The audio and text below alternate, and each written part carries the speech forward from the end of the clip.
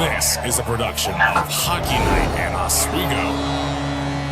Only on WTOP. Setting early, the Oswego State Lakers prepare to defend the Deb from the incoming roars of the Potsdam Bears. It's Hockey Night in Oswego, only on WTOP 10. We welcome you up to the perch of the Deborah F. Stanley Ice Arena for our pregame show of tonight's matchup against the Oswego State Lakers and the Potsdam Bears. I am your host for tonight, Chris DeLuca, alongside me is the charming Carter O'Brien and the magnificent Madeline Cummings. Guys, how are we feeling about this matchup today? I feel great. Last night was a fever dream of a game. I had so much fun here in the Deborah F. Stanley Arena and Convocation Hall. I am so excited to see what's going to happen here against Potsdam, and I just can't wait for puck drop. Yeah, Oswego absolutely killed it last night. They swept, and so I'm really looking forward to this matchup. Historically, when on Whiteout weekends, Oswego plays both Potsdam and Plattsburgh. This year it's switched. They normally do Potsdam on Friday and then Plattsburgh on Saturday, so they switched it around, but I'm just as excited for this game as I was last night's. Absolutely, and speaking of this weekend, we are on the last game of this year's Whiteout weekend. It has been quite the ride so far. The men's hockey team last night defeated the Cardinals with a score of 5-1, and the women's team completed a thrilling comeback and a shootout win 3-2 earlier today. Now, how are you guys feeling with these two extremely exciting Laker wins? Yeah, they were so much fun. I was here for both of them. They were so much fun. I think they're going to create really great momentum going forward for both teams. It's also in the SUNY. It's a big deal. It just started, so we have one game under the SUNY has one game on the board, and it's really important these first couple games to establish what the season will be like going forward. Yeah, no, I was also here for both games, both last night and earlier the women's game. And just as a fan of Oswego hockey, if you're a fan of Oswego hockey, you're loving this weekend right now. A commanding 5-1 win by the gentlemen last night, a rallying 3-2 shootout win just a couple hours ago right here in the Deb by the women's team. The only thing that's going to make this better is a blowout win by the guys right here. So. Absolutely, and while the matchup against the Cardinals is considered normally the main event of the weekend, this matchup between the Lakers and the Bears cannot be overlooked, as these two teams have a really deep history. One more time, Chris, I am so sorry. These two teams have a really deep history. What can you tell me about that history between these two teams? Oh my God, yeah. Like I was saying earlier, they always play Whiteout weekends. And it's the 112th time that these two teams have been matched up. Most of the victories were Oswego's. Let me check the stats. They have 79 wins, Oswego, and Potsdam has 29 wins and 3 ties. So a lot of history there. Really interesting game. Yeah, history definitely leans in Oswego's favor, especially with their most recent matchup being in favor of the Lakers 9-0. Again, absolutely commanding. 3 goals in the second, 6 goals in the third period. Let's hope they can do that again tonight. Absolutely. I mean, the matchup between these two teams is just exhilarating. Everyone always overlooks it because you got the Lakers and Cardinals, but Lakers versus Potsdam is honestly one of my favorite matchups to look at. The baby brother game. Exactly. Now, while we're talking about history, let's take a look at recent history with both of these teams. Carter, what can you tell me about the last time out here? As in the last game that Oswego and Potsdam played. The last game that Oswego, well, like I just said, it was a 9-0 win by Oswego, so. Absolutely, and is there anything you can tell me about the last night for Oswego here? Yeah, I mean, like I said earlier, I was here, it was Whiteout. The energy was absolutely electric. It was a great game, a great matchup. It was, you said this earlier, but 5-1 Oswego. It was a blast to be at, and I'm really looking forward to the energy that'll carry on to today. Absolutely. And well, as the Laker fans file into the Deb, we're going to go to a quick break, but don't go anywhere. After the break, you'll hear about the impact of the game, as well as hear from our sideline reporter, Lucas McGarry. You're watching WTOP 10.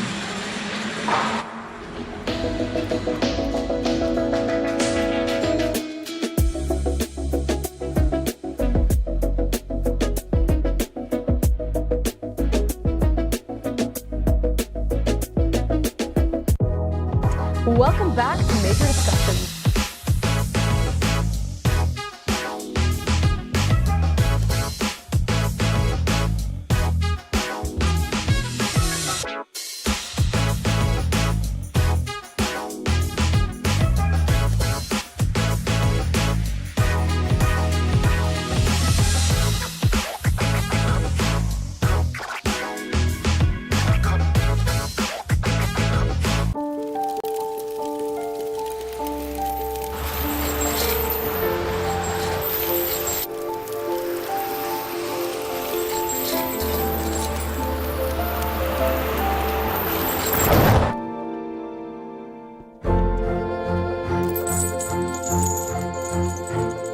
Did you know dragging chains can spark a wildfire?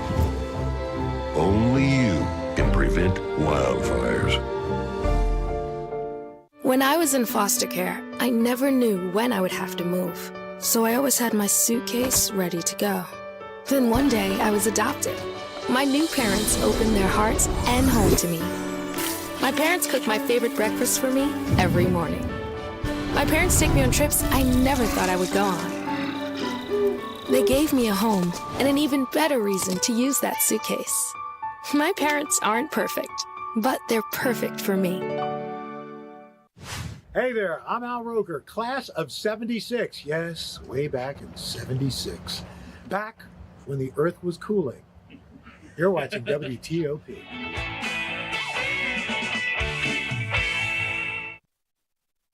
And welcome back to the Deborah F. Stanley Ice Hockey Arena for the pregame show for tonight's matchup between the Oswego State Lakers and the Potsdam Bears. In case you guys forgot, I'm Chris DeLuca, your host, alongside me, Carter O'Brien and Madeline Cummings. Now, guys, while any and all games are important in a season, this one must feel especially important to both of these teams. How big is the impact of this game for these teams tonight?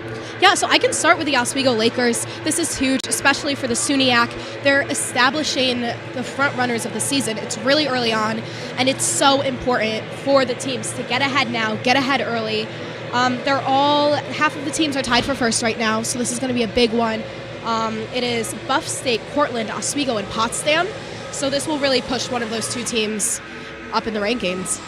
Yeah, you mentioned the SUNYAC. I've been preaching SUNYAC all weekend long, especially because this game against Potsdam is the second of 4 consecutive SUNYAC games, not just for the Bears, but also for the Lakers. Both teams in a string of 4 SUNYAC games early in the season that are very important to get key wins. Boost them up high in the SUNYAC, give them a little bit of insurance room when it comes to the rankings. Hopefully, Oswego can pull out 4 straight wins in SUNYAC play and get a really good position early on in the season. Absolutely, absolutely. And now we're going to take a second here and throw it down to our sideline reporter, the legendary Lucas McGarry. Lucas, what do you got for us? Thanks, guys. Each year here at Oswego, we highlight how monumental whiteout is. However, the whiteout game we're talking about today is not Oswego versus Plattsburgh. It is Oswego versus Potsdam. The Lakers face off against the boys from up north in Potsdam today. And what many call whiteout part 2. Did you know that since the 1991-92 season, all of the whiteout weekend games have been both Plattsburgh and Potsdam? And then an even more interesting fact, in the games that Plattsburgh and Plattsburgh and Potsdam have won, they are always the same success rate. When Plattsburgh wins, Potsdam wins. And it has gone back like that 8 years now. Oswego has beaten both Plattsburgh and Potsdam. And back 8 years ago, Plattsburgh and Potsdam both won. So just something to think about. Thanks, guys. Thank you, Lucas. You know, we've talked a lot about the matchup tonight and how impactful it is. So let's take a look back and see how this game can impact the standings here. Madeline, what do you got? Yeah, so like I said earlier, it's only one game in, but it's just so pivotal to get ahead right now. It can really be anyone's game in the SUNYAC. We have a bunch of really, really talented teams. It's important to get ahead now. It's between Buff State, Cortland, Potsdam, and Oswego for first right now. So it can really be anyone's conference. Yeah, and especially with the redesigned SUNYAC conference, you know, a really big key competitor, SUNY Geneseo, leaving the SUNYAC conference. That is just one less hurdle to climb, not just for the Lakers, but for every team in the SUNYAC, as they had a lot of dominance over the recent years. So that, you know, it's a huge benefit and honestly opens up the conference to just about anybody in there. Absolutely. Having that one less team in the conference and losing a big competitor such as Geneseo is going to be really helpful for all these teams. But I think also especially Oswego and like all those like contenders of the past. I mean, what do you guys think about like those contenders? Do you think with the leaving of Geneseo, it's going to help them gain more motivation and be able to get on top? Absolutely, Chris. I really, like Carter was saying, it's huge that they left. They were such a powerhouse team, and it leaves a gap. It leaves a place for a new team to come in to fill the gap. One less hurdle. Yeah, you know, recent history, when Geneseo was part of the SUNYAC just 2-3 years ago, back-to-back, Geneseo was the team that took Oswego out of conference play. They took them out of essentially a chance at a national tournament bid. So without that competition, that just, I think it, if anything, heightens up the Oswego-Plattsburgh rivalry, considering those are two top contenders. I think that rivalry means even more, and it will mean more come late season too. Absolutely, those games are going to be more and more impactful as the season goes on. Well, we're going to throw to a quick break, but when we come back, we're throwing it over there to the boys in the box, where they're going to have some good insight on the coaching matchup. Stay tuned here on WTOP 10.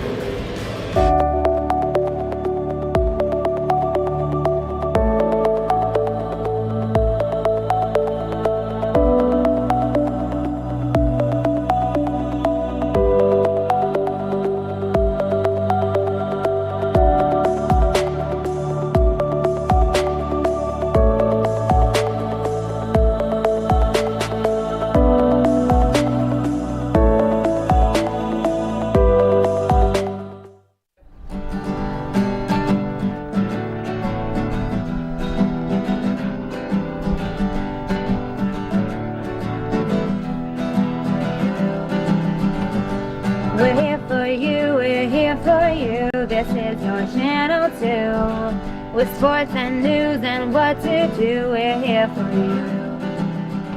It's your TV, you're watching WTOP. Your TV, thanks for watching WTOP.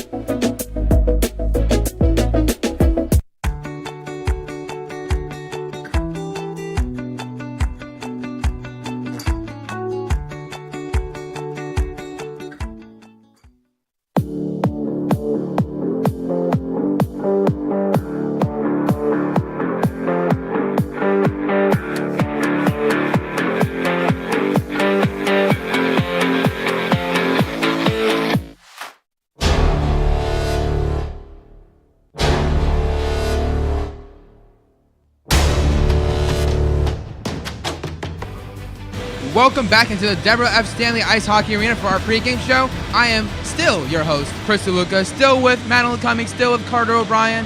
And guys, before we send it over to the box over there, I just want to know, how are you guys feeling about the, I know we talked about the impact of the game before, but how do you feel this game is going to really help? Do you think the outcome of this game is going to help the Lakers or Potsdam, whoever wins, and the rest of the season?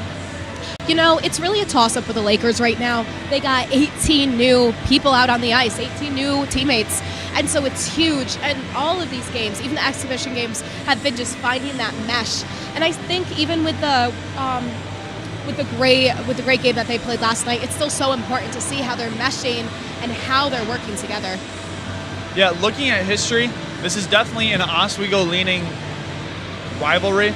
Oswego favors the Potsdam Bears in the history of this matchup, but I just think that it could be, this very much could be considered an exhibition match for the Lakers. That's kind of what you want it to be going in. You want to be able to just give your young guys real good game SUNY experience without having to worry much about competition. But I also think it's important to never count out the Potsdam Bears because they will come with physicality, with high intensity, and they will cause a problem if they want to. Absolutely, absolutely. And now I think we've yapped enough. I think we had our talking a little bit enough. So we're going to send it over to the boys in the box. Mike, Connor, how you guys doing? Absolutely electric here in the Steve Levy press box, and we are excited to bring you today the Oswego State Lakers versus the Potsdam Bears. I'm Mike Neckers, and this is Connor Sangus, and boy, do we have a game for you. But before we get into that, I want to talk about the rest of this weekend because holy moly, Connor. I mean, last night, an electric 5-1 win for the Oswego State Lakers, and then just now, me and Connor on the call, we're doing back-to-back games here. The women's team down 2-0 in the third. 2 goals with 5 minutes left in the third, tie it up and win in a shootout off of a Rachel Corbett goal. Yeah, no, I mean, that women's game that we just called was absolutely electric. It was their whiteout game. The Deb was rocking, and I expect a similar atmosphere here as we see the Lakers take on Potsdam in just a couple minutes. Yeah, Connor, this game is going to be great. And I mean, we've got two phenomenal coaches out here today. One's been here for 16 years, one's been here for 21 years. And tell me a little bit more, because this is a great coaching matchup we've got today. Well, let's start with the coach with a little bit more experience. That's Oswego head coach Ed Gosick. As you mentioned, he's been here for 21 seasons. Of course, this is his alma mater, as he did play for the Lakers from 1979 to 1983. He's coached Oswego's only D3 national championship. That was in 2007. And they made a SUNY tournament appearance 19 of the 21 years he's been a head coach here, and they haven't missed an appearance since 2010. That's the definition of consistency. When looking at Potsdam, in his 16th year, it's head coach Chris Bernard, and last year was a big year for him. Potsdam was named the most improved team in the SUNY Conference. That's directly because of his coaching, and on top of that, Potsdam was named the best SUNY coaching staff last year. Another testament to Chris Bernard and the wonderful work that he's doing down there. Absolutely, Connor. A lot of accolades for this team, who's growing and improving every year. Of course, not one of those big names you hear when you're talking about the SUNY Conference. Of course, Geneseo, they're gone now, but they were one of those big names. Plattsburgh, Oswego, Cortland, those are kind of the big four. But this program is growing and getting better every year, and I'm excited to see how it goes today. And with that being said, we talked about the coaches. I want to talk a little bit about the goalies in net today. So tell me about the Potsdam goalie first. Well, despite being the second game of a back-to-back, Potsdam's throwing out number 28, Lanny Perno, their starting goalie. Through 3 games played, he's 2-on-1 with a 2.67 goal against average, a .919 save percentage, and has made 91 saves so far this season. Yeah, Connor, and how about the Oswego State Lakers main man, Brendan Milberg, who had a phenomenal performance last night against Plattsburgh. Yeah, through 3 games so far, Brendan Milberg 1-1, 2.76 goals against average, and a .903 save percentage. He's a junior, and he's their starting goaltender for a reason. Yeah, Connor, he's been absolutely electric so far this season. And we're going to move over into our keys for the game now. I'll kick things off with Potsdam. It's just basically, what do you think this team needs to do to succeed out here today? So first off, for Potsdam, I'm going to say they need to use their experience. They've got 20 returners on this team, just 8 freshmen this year. So they've got a lot to work with, a lot of guys who have been here before, who have been in this environment, have played at this level, and know what they're doing. And hopefully that can be an edge that they have out there today. Now, as far as my next key, I'm going to go with coaching. So, like Connor mentioned, Potsdam's coaching staff was named the SUNY Coaching Staff of the Year in 2023 and 24. So, like I said, they've been growing and improving, and these coaches clearly know what they're doing, and their goal is to make their players better and better every day, and put out schemes that are going to work against any given opponent. So whatever works against the Oswego State Lakers, I'm sure they know what they need to do. It's just a matter of getting it done. And last but not least, I said it in the last game, I'm going to say it again. It's true for every hockey game, every hockey team ever. Get pucks in deep, Connor. I mean, the Potsdam Bears may not be the favorite out here tonight, but if they are able to get pucks in deep and force shots on Brendan Milberg, they don't have to be the best shots in the world, but if they can force shots on Brendan Milberg, force him to cough one up and get a rebound, put a goal in, that could be the difference in today's game. So what do you have for Oswego's keys to today's game? Well, when looking at the Lakers, the first key is going to keep up the momentum from last night.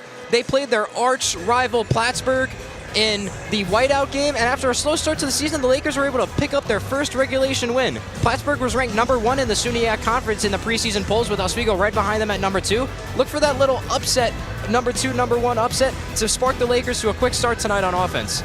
Number 2, continue your dominance against Potsdam. Historically, against Potsdam, the Lakers are 79, 29, and 3, and average 5.27 goals per game. They have not lost in regulation to Potsdam since February 16th, 2018. And finally, they got to score gritty goals. 4 of the 5 of the goals the Lakers scored last night versus Plattsburgh came on rebounds. They got to get bodies to the front of the net to get those second and third opportunity scoring chances. Absolutely, Connor. The Lakers really scrappy last night. The Bears, of course, a scrappy team, and I think we're in for an absolute peach of a game tonight. I agree with you 100%. Tonight's going to be a good one. Well, folks, that's going to do it for us. We're going to throw to a quick break, but when we get back, we'll get to your favorite part of the pregame show, picks, players to watch, and final thoughts over on the perch with Madeline, Carter, and Chris DeLuca. So, we'll see you soon.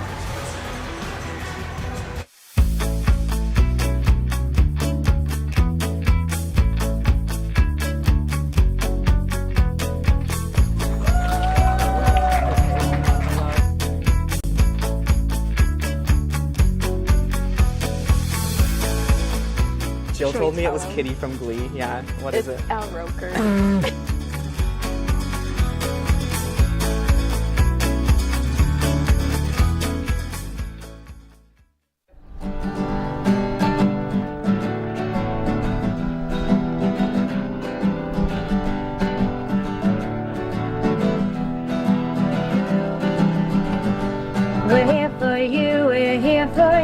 This is your channel 2. With sports and news and what to do, we're here for you.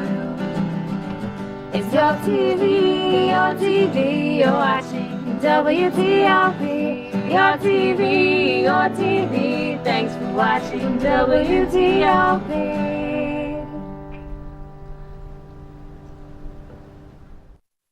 What's going on? Yeah, we go on at like 11:30. It's like No. What do you mean no? It's 10:30. 10:30? Yeah, it's 10:30. What do you mean it's 10:30? Hey, don't touch that. That's my ladder. Hey, man. Whoa. You know this book was already discounted 10%? Wow. Wow. Get a close up of that one. Matthew, Broadcast news. look at that. Can we go back inside? I want to sleep in the studio again.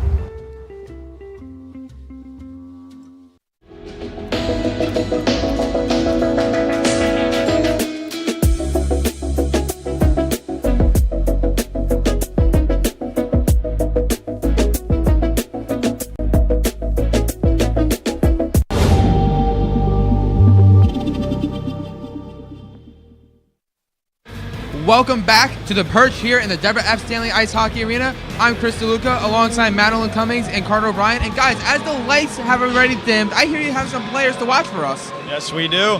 Madeline, I'm gonna let Should I Madeline start? go first. I'm gonna start. really I'm wanted gonna to go start. You don't get to go first. Not Who am I yet. gonna start with? I will start with my Oswego player to watch. I have number 4, Travis Baker. He scored in the past 2 games versus Adrian and the whiteout game last night versus Plattsburgh. Wow. He is a sophomore forward, and I really think we're going to be seeing more of him out on the ice today. Absolutely, Carter. Now it's your turn. Now What would you like? What's your pick? For Oswego, I'm going to go starting goaltender Brandon Milberg, number 1.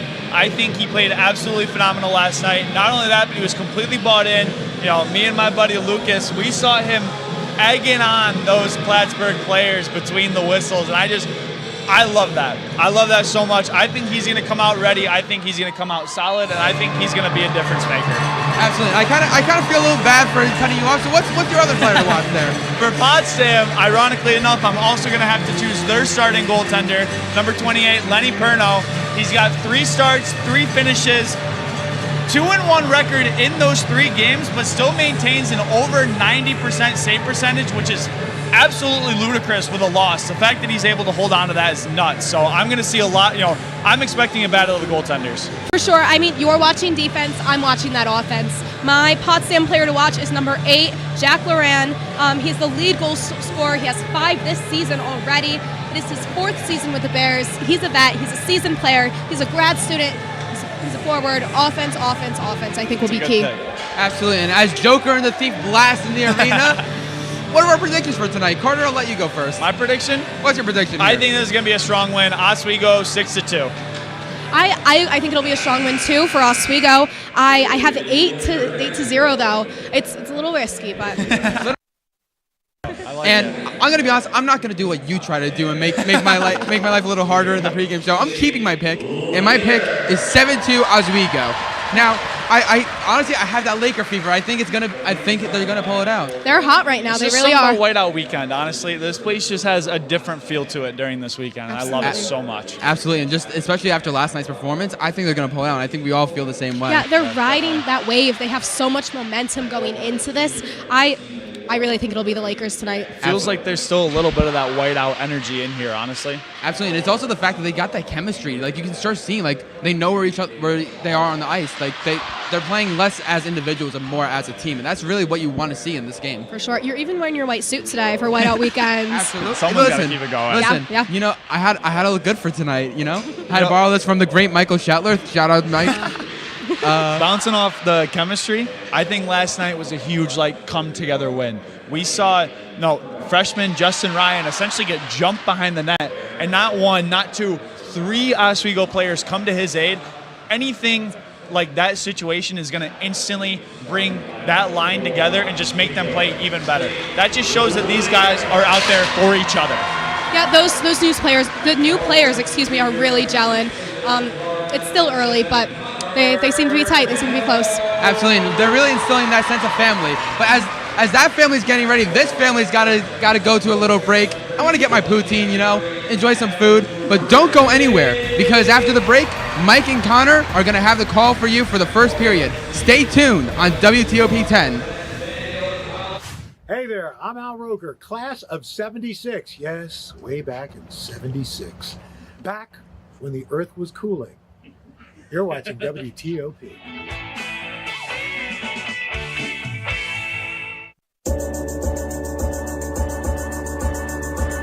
The Candlelight Show with Chloe and Anna.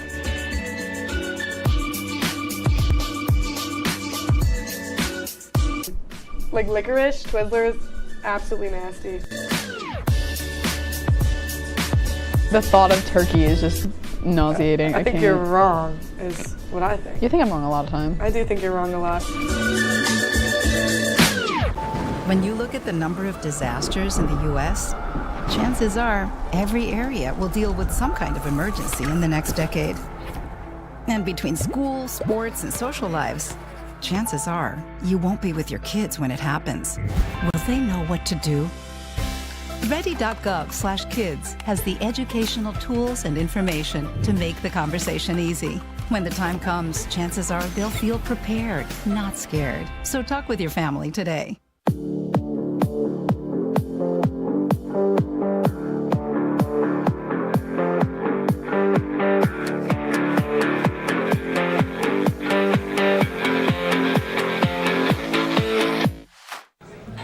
Put the keys down, Kevin. But I'm gonna drive home. There are several warning signs present that you shouldn't be driving. I guess I have really been looking for love in this dating app. Yep, I'm definitely gonna call a ride home.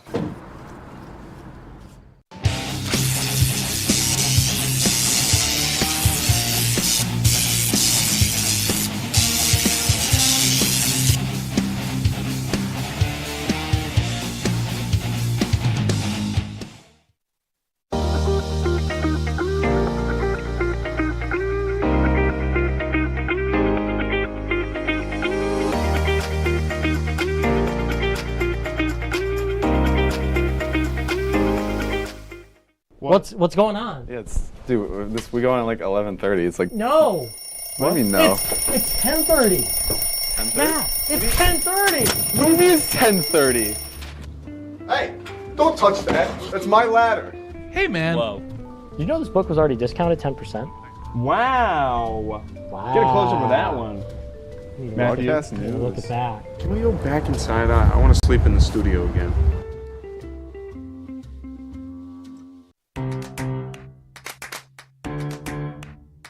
We'll deep dive into our feelings in our Real Talk segment. Stay tuned because it's about to get real.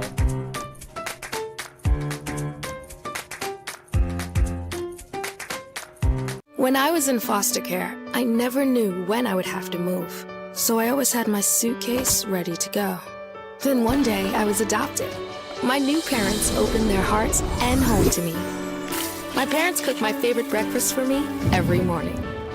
My parents take me on trips I never thought I would go on. They gave me a home and an even better reason to use that suitcase.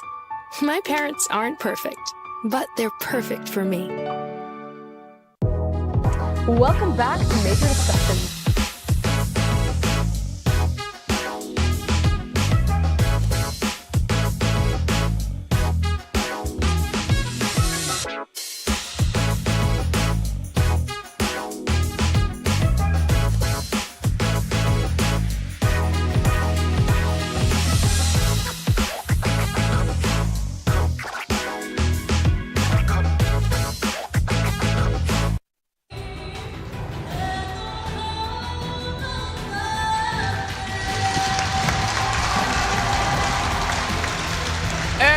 Welcome into the Deborah F. Stanley Ice Arena. My name is Mike Neckers, and joined alongside me is Connor Sangus. And today we bring you the Oswego State Lakers taking on the Potsdam Bears in the final game of Whiteout Weekend here in Oswego. And Connor, how are we feeling?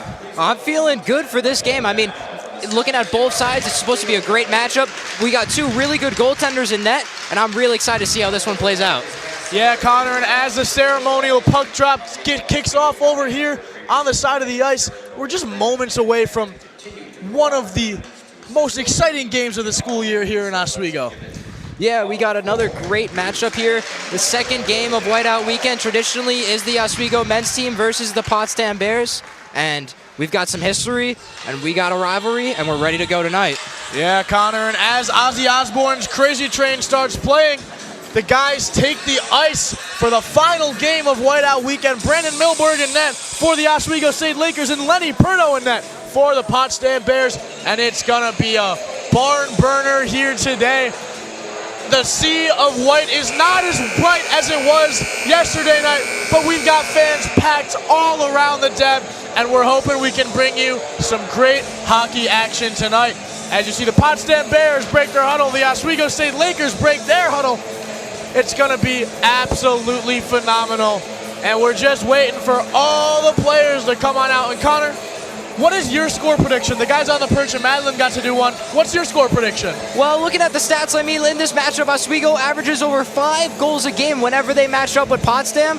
I think it's going to be a high-scoring game for Oswego. For Potsdam, not so much. I like the Lakers 6-2. And Connor, I'm going to shock the world here. You like the Lakers 6-2. I like the Potsdam Bears 5-4. Give me an upset. It's happening right now on WTOP 10 as the puck drops down. And immediately we've got some physicality out here on the ice, guys. Both teams in a scuffle for the puck right now. The Bears come out with it. Baker handles it. Swings it across to Simpson. Simpson on the back. Swings it up top. Grenier chasing it down. Unable to get there. Simpson loses the puck but gets it back to Calabufo. Calabufo over to Simpson. Once again, Simpson in the back. Sends it up to Gato. Gato finds Grenier. Grenier loses it. Potsdam taking it the other way now. And Jack Loran, the captain, with the puck.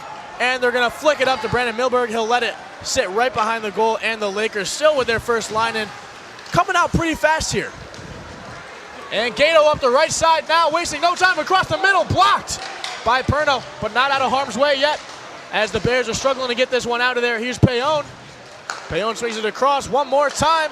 How about Jonathan Bala across the middle? A shot from Payon and just misses that one.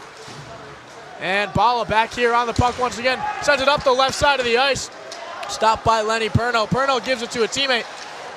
And Michael Campbell trying to get it out of there, but the Lakers pressing high once again. Here's Payon up top. Chance for a shot. Ooh, right into his teammate. That's Ryan Burke who takes the hit. He's all right. And the Lakers will keep on moving. And the Bears trying to take it the other way now. Here's Perrant. Perrant one-on-one with Milberg. Across the middle, no good. As Owen Watson can't get the shot off there. And the Lakers will try and reset. Here's Bala up their left side. Swings it across. Payon on the puck. And now McQuaid chasing it down. The Bears swing it across as that's Jeremy Quesnel on the puck. And Lakers will take it back the other way once again. They'll find Cohen on the right side. Cohen looks for Ryan. A little too much power on that, but Ryan touched it down with his hand. And here comes Mikey Ergo. Mikey Ergo in the corner, and his stick snaps right at the head. And the Lakers are just trying to get Mikey Ergo off the ice here. A chance for the Bears now. It's going to be Garrett McCabe coming down the ice. 1-on-3, gets tripped up a little bit by Drake Semrad. Doesn't look like there's going to be a call, and the Lakers will take it back up. And Connor, we've seen a lot of fast-paced action already. Just 2 minutes in, how are we feeling? Yeah, I'm really surprised with the pace that both teams have come out with to start the game. Both teams playing that second of 2 back-to-backs. It'll be interesting to see if they could keep this up for the all 3 periods here tonight. But nonetheless, Oswego's offense so far looks pretty good. Yeah, and here's Vassallo up the right side looking for someone. He's going to send it back to Baker with a shot just to the right of the goal. An absolute missile, though, Connor. And here comes Simpson up the right side again. Probably going to try and get this one in front of the net. And there it is. A shot for the Lakers and saved and grabbed by Lenny Perno. Really well done by Perno to get over to the far side of the goal there. And that's a little frustrating there. Number 91, Brett Fudger, he was in the right spot, but just hesitated a little bit getting control back of that puck there. And you can see now it gave number 29, Lenny Perno for Potsdam just enough time to regroup and make that save. Nonetheless, a great scoring chance so far for the Lakers here. And it'll be Brett Fudger and Mason Hone on the faceoff here. Fudger wins this one for the Lakers, and Vassallo on the puck now. He gets hit pretty hard, but holds onto the puck.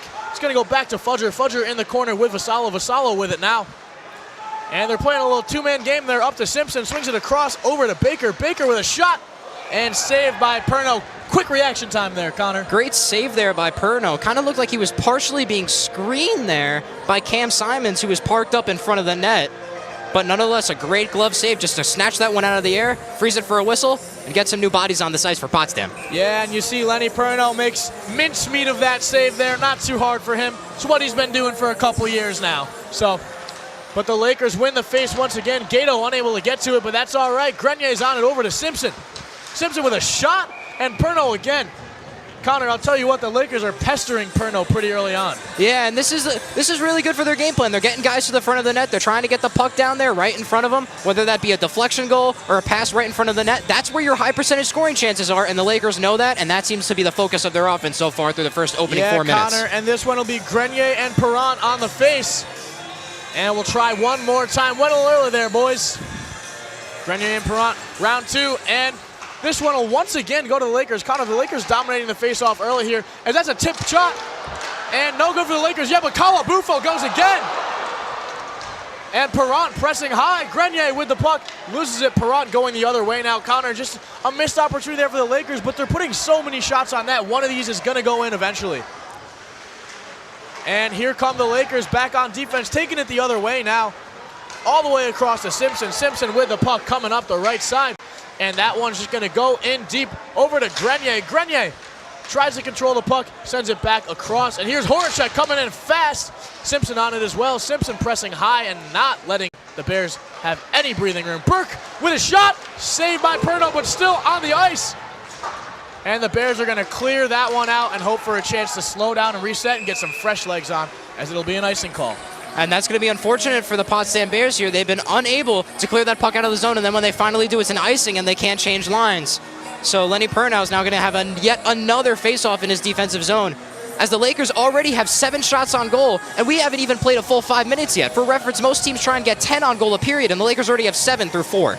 Yeah, Connor, the Lakers looking dominant right now with Matt McQuaid winning the faceoff, and that one from Ryan Burke is going to go up into the netting. No good there, but it'll be another faceoff for the Oswego State Lakers in that offensive zone. And here's a chance for Potsdam now to get some fresh bodies on the ice now.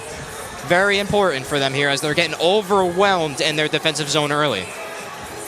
And Connor, this one's going to be Matt McQuaid once again for the Lakers. And that one was against Peyton Felix, the junior. And the Bears with a chance now to take it the other way, but this Lakers defense is holding strong and not giving the Bears a chance. And a shot for the Lakers from deep after Perno finds himself out of the net, but no good. Well played by the Potsdam defense to slow that down and not let it get into the net. And on the puck now for the Lakers is Ryan Burke up to McQuaid. McQuaid tries to find Burke once again with a little backhanded pass, but can't get it there.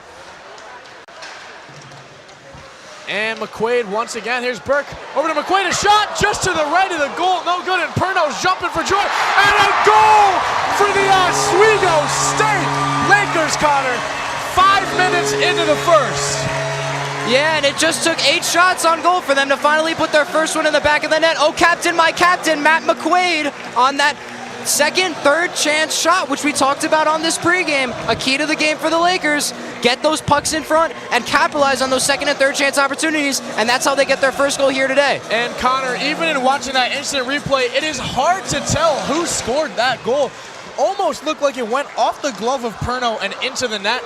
So we'll have to wait and see what the ruling is on who actually scored, but as soon as we do, we will let our viewers at home know. And the Lakers on the attack again, a shot behind the net, but the Lakers stay with it, as here's Brandon Cohen on the puck.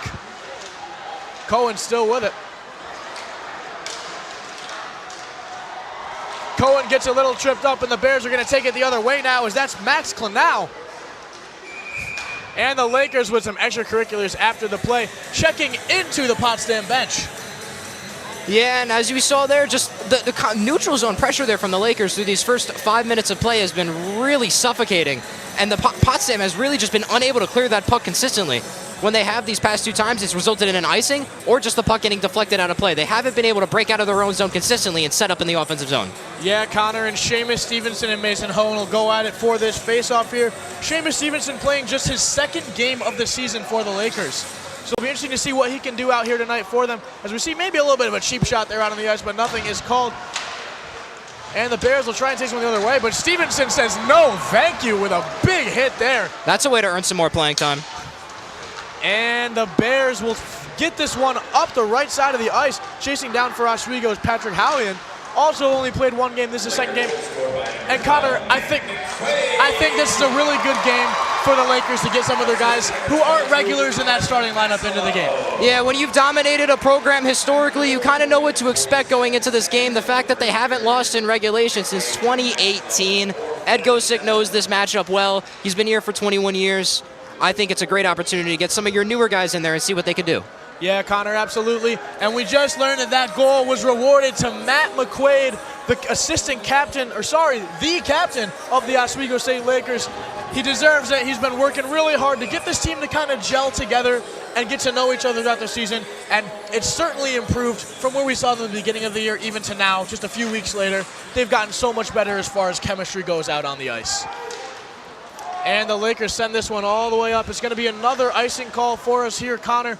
And a quick start, but things are starting to slow down, settle in a little bit here. Yeah, both teams starting to settle in here, kind of feeling each other out, and that's what you expect. We played about 7 minutes so far. Oswego still has a commanding 9 shots on goal to Potsdam 0. Let's see if Potsdam can do something and take advantage of this offensive zone faceoff here. And yeah, Connor, Potsdam yet to record a shot on goal. That's going to make it hard for you to score if you're not shooting.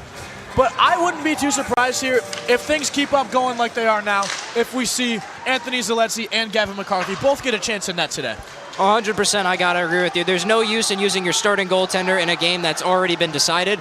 And if the Lakers continue to put up more than 5 goals and hold Potsdam defensively, I guarantee you we'll see one of those guys tonight. And Connor, Brett Fudger with a missed opportunity at a gimme goal there.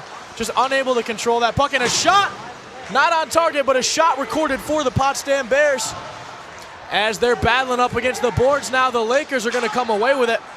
As here's Travis Baker swinging it to the other side. Back to Simpson. Simpson and Baker played together back in Canada when they were playing juniors. And here comes Baker again. Baker hit a little late after he hits that one, and it'll go into the stands, and there is a Lucky fan down there very happy somewhere.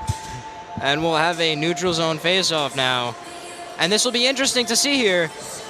What can Oswego do? Now, they got that goal early. They started off really fast. Now you're getting into your second and third shift of the game. You're starting to figure out your opponent a little more. Let's see what adjustments these players will make. It'll be interesting to see, Connor, but right now we're going to throw it down to our good friend Lucas McGarry on the sideline. Lucas, what do you got for us? Who else better to kick off Whiteout Night 2 than the leader of this Oswego State Lakers squad, Matt McQuaid. Another absolutely gritty and hard-working goal for this squad, and that has been the story for them all season. McQuaid had an absolute ripper of a shot, went wide right, but fortunately for the Lakers, they got 2 different rebound shots, and McQuaid was able to pick it back up for himself and solidify that goal. 1-0 for the Lakers. Boys, back to you. Thanks, Lucas. Matt McQuaid has been phenomenal all season long, and he continues to show it out here on the ice. But back to the game. The Lakers up the left side now, stuck in the corner, trying to get the puck back from Potsdam, who's just trying to clear the puck out of there. And chasing it out for the Lakers now is Ryan Burke. And a whiff there by Brett Fudger will give the Bears an opportunity here. Across the middle is Will O'Brien. Will O'Brien sends it back, and a slap shot from deep nowhere near the net by Rocco Siri. Lakers are going to take it the other way as here's Horacek. Horacek across the middle with a dirty little toe drag move there, Connor, but an offside is going to offset it. Yeah, unfortunately wasn't dirty enough to fool the linesman, and we're going to have an offside call, but let's keep an eye on this line here. Matt McQuaid over there, of course, our first goal scorer of the day. Let's see what they could do here. And Connor, this is a really solid line with Jesse Horacek and Nico Payon, as well as Ryan Burke out there, and last but not least, Jonathan Bala. So a really solid line, and I've seen them working really well together in these past few games.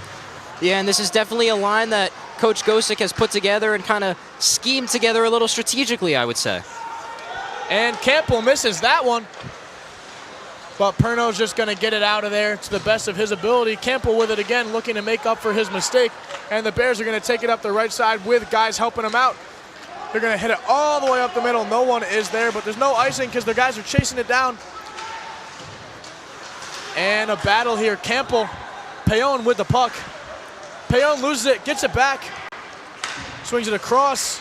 Lakers carrying it up the ice now, and they'll lose it once again as that's Seamus Stevenson unable to get to that one.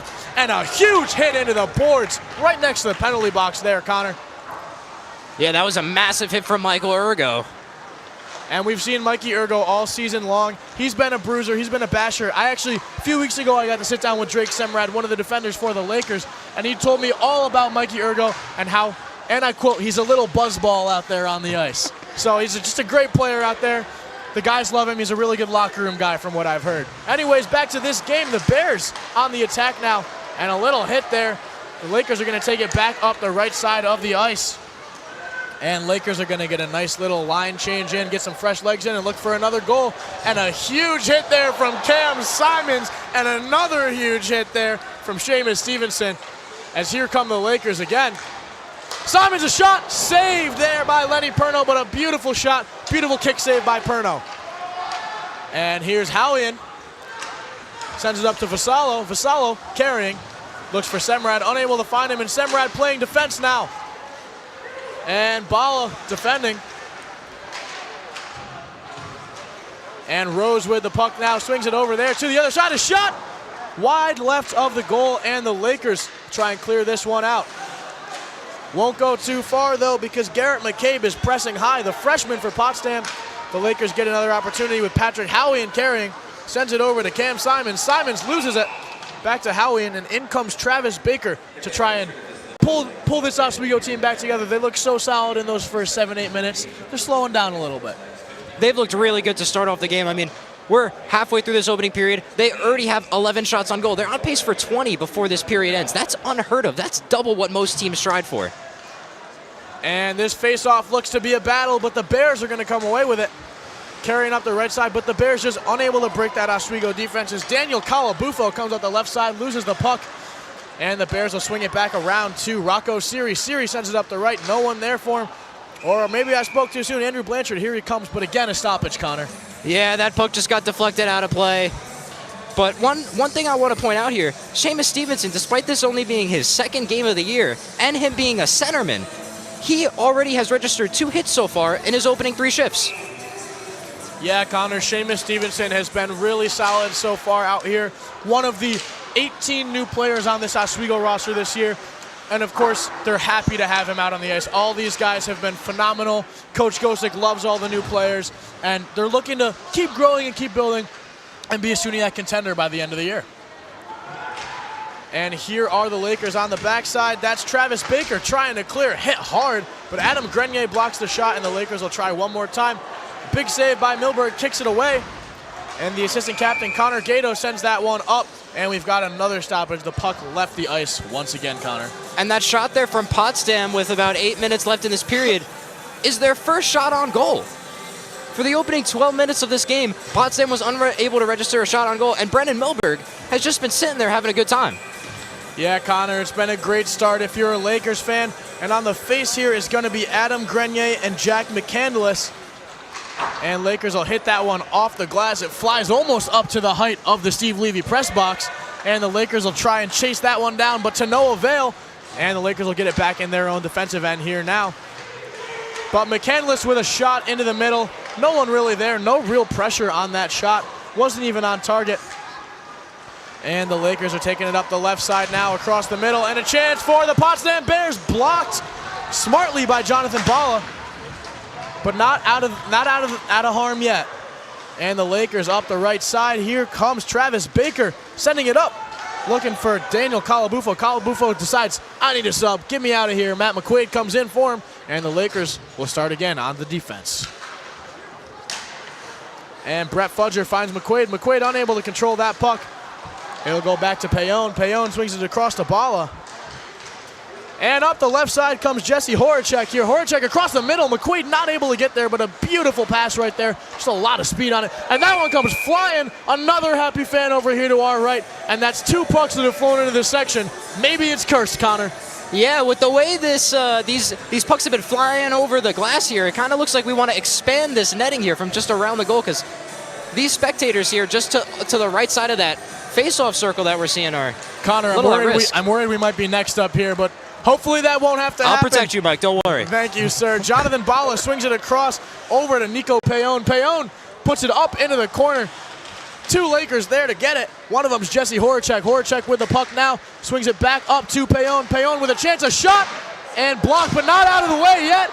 And Horacek and Ryan Burke unable to get a stick on it. But again, here's Burke. Burke across a shot by McQuaid. And a whiff there by Jesse Horacek as the Bears will take it the other way. And the Bears are just going to hit it right past Brendan Milberg, giving the Lakers another chance to get some fresh legs in as here comes Ryan. Justin Ryan, that is. Ryan fighting up against the boards right now. He had a great game yesterday. Took a 2-minute penalty in it, but it was protecting one of his teammates after a late hit that got 2 players ejected from the game. And here come the Lakers now. Howian comes in, Semrad loses it, and a chance for the Bears, 1-on-none, Howian trailing. A shot and a goal for the Potsdam Bears. Connor, this is anyone's game. Anything can happen in Oswego hockey. Yeah, and that just shows you what the sport of hockey is. It's cruel at times when you dominate an opening period. For the opening 14 minutes, you're leading at shots on goal 13-1 at that point, just before that goal right there on that breakaway. Registering only Potsdam's second goal of the game. That just shows you how, despite only having a 1-goal lead, when you're dominating every facet of the game, if you make one mistake, the sport of hockey is cruel, and it... Yeah, Connor, what a goal it was by Ryan Malameister. I'm sure Drake Semrad's kicking himself over that one. He lost that puck, forcing that breakaway to be able to happen. But here's Howian coming back the other way for the Lakers.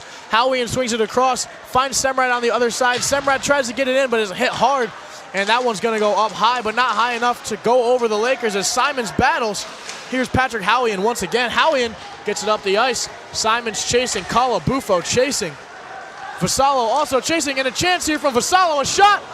And what a grab that was from Lenny Perno, Connor. What a glove save by Perno there. I mean, looking a little bit like Igor Shesterkin with the big catch right there and the arm circle that he made. But, oh my goodness, that's a tough save. Majority of goaltenders in this league, I'll tell you, taking that approach to that shot, you got to have a really good glove.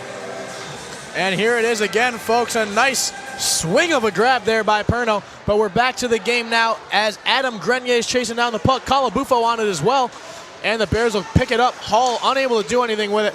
And Josh Simpson with the puck now. He's going to look for Gato across the back.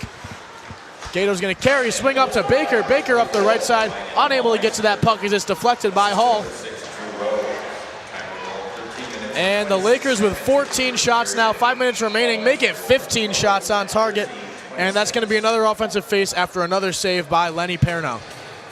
One thing to look at there is just how whenever Oswego is able to sustain any offensive zone pressure, if you take a look at all their shots, right after a puck is shot, there's immediately one of the forwards standing right in front of goaltender Lenny Perno trying to get that rebound goal.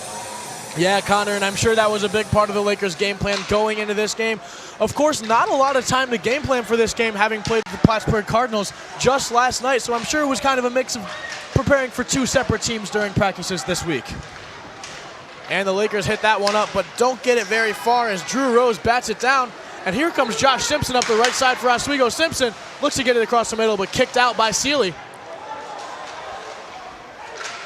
And the Lakers back to Horacek, still with the puck. Goes up to Grenier. Grenier looking for something. Back to Horacek, a little 1-2 punch.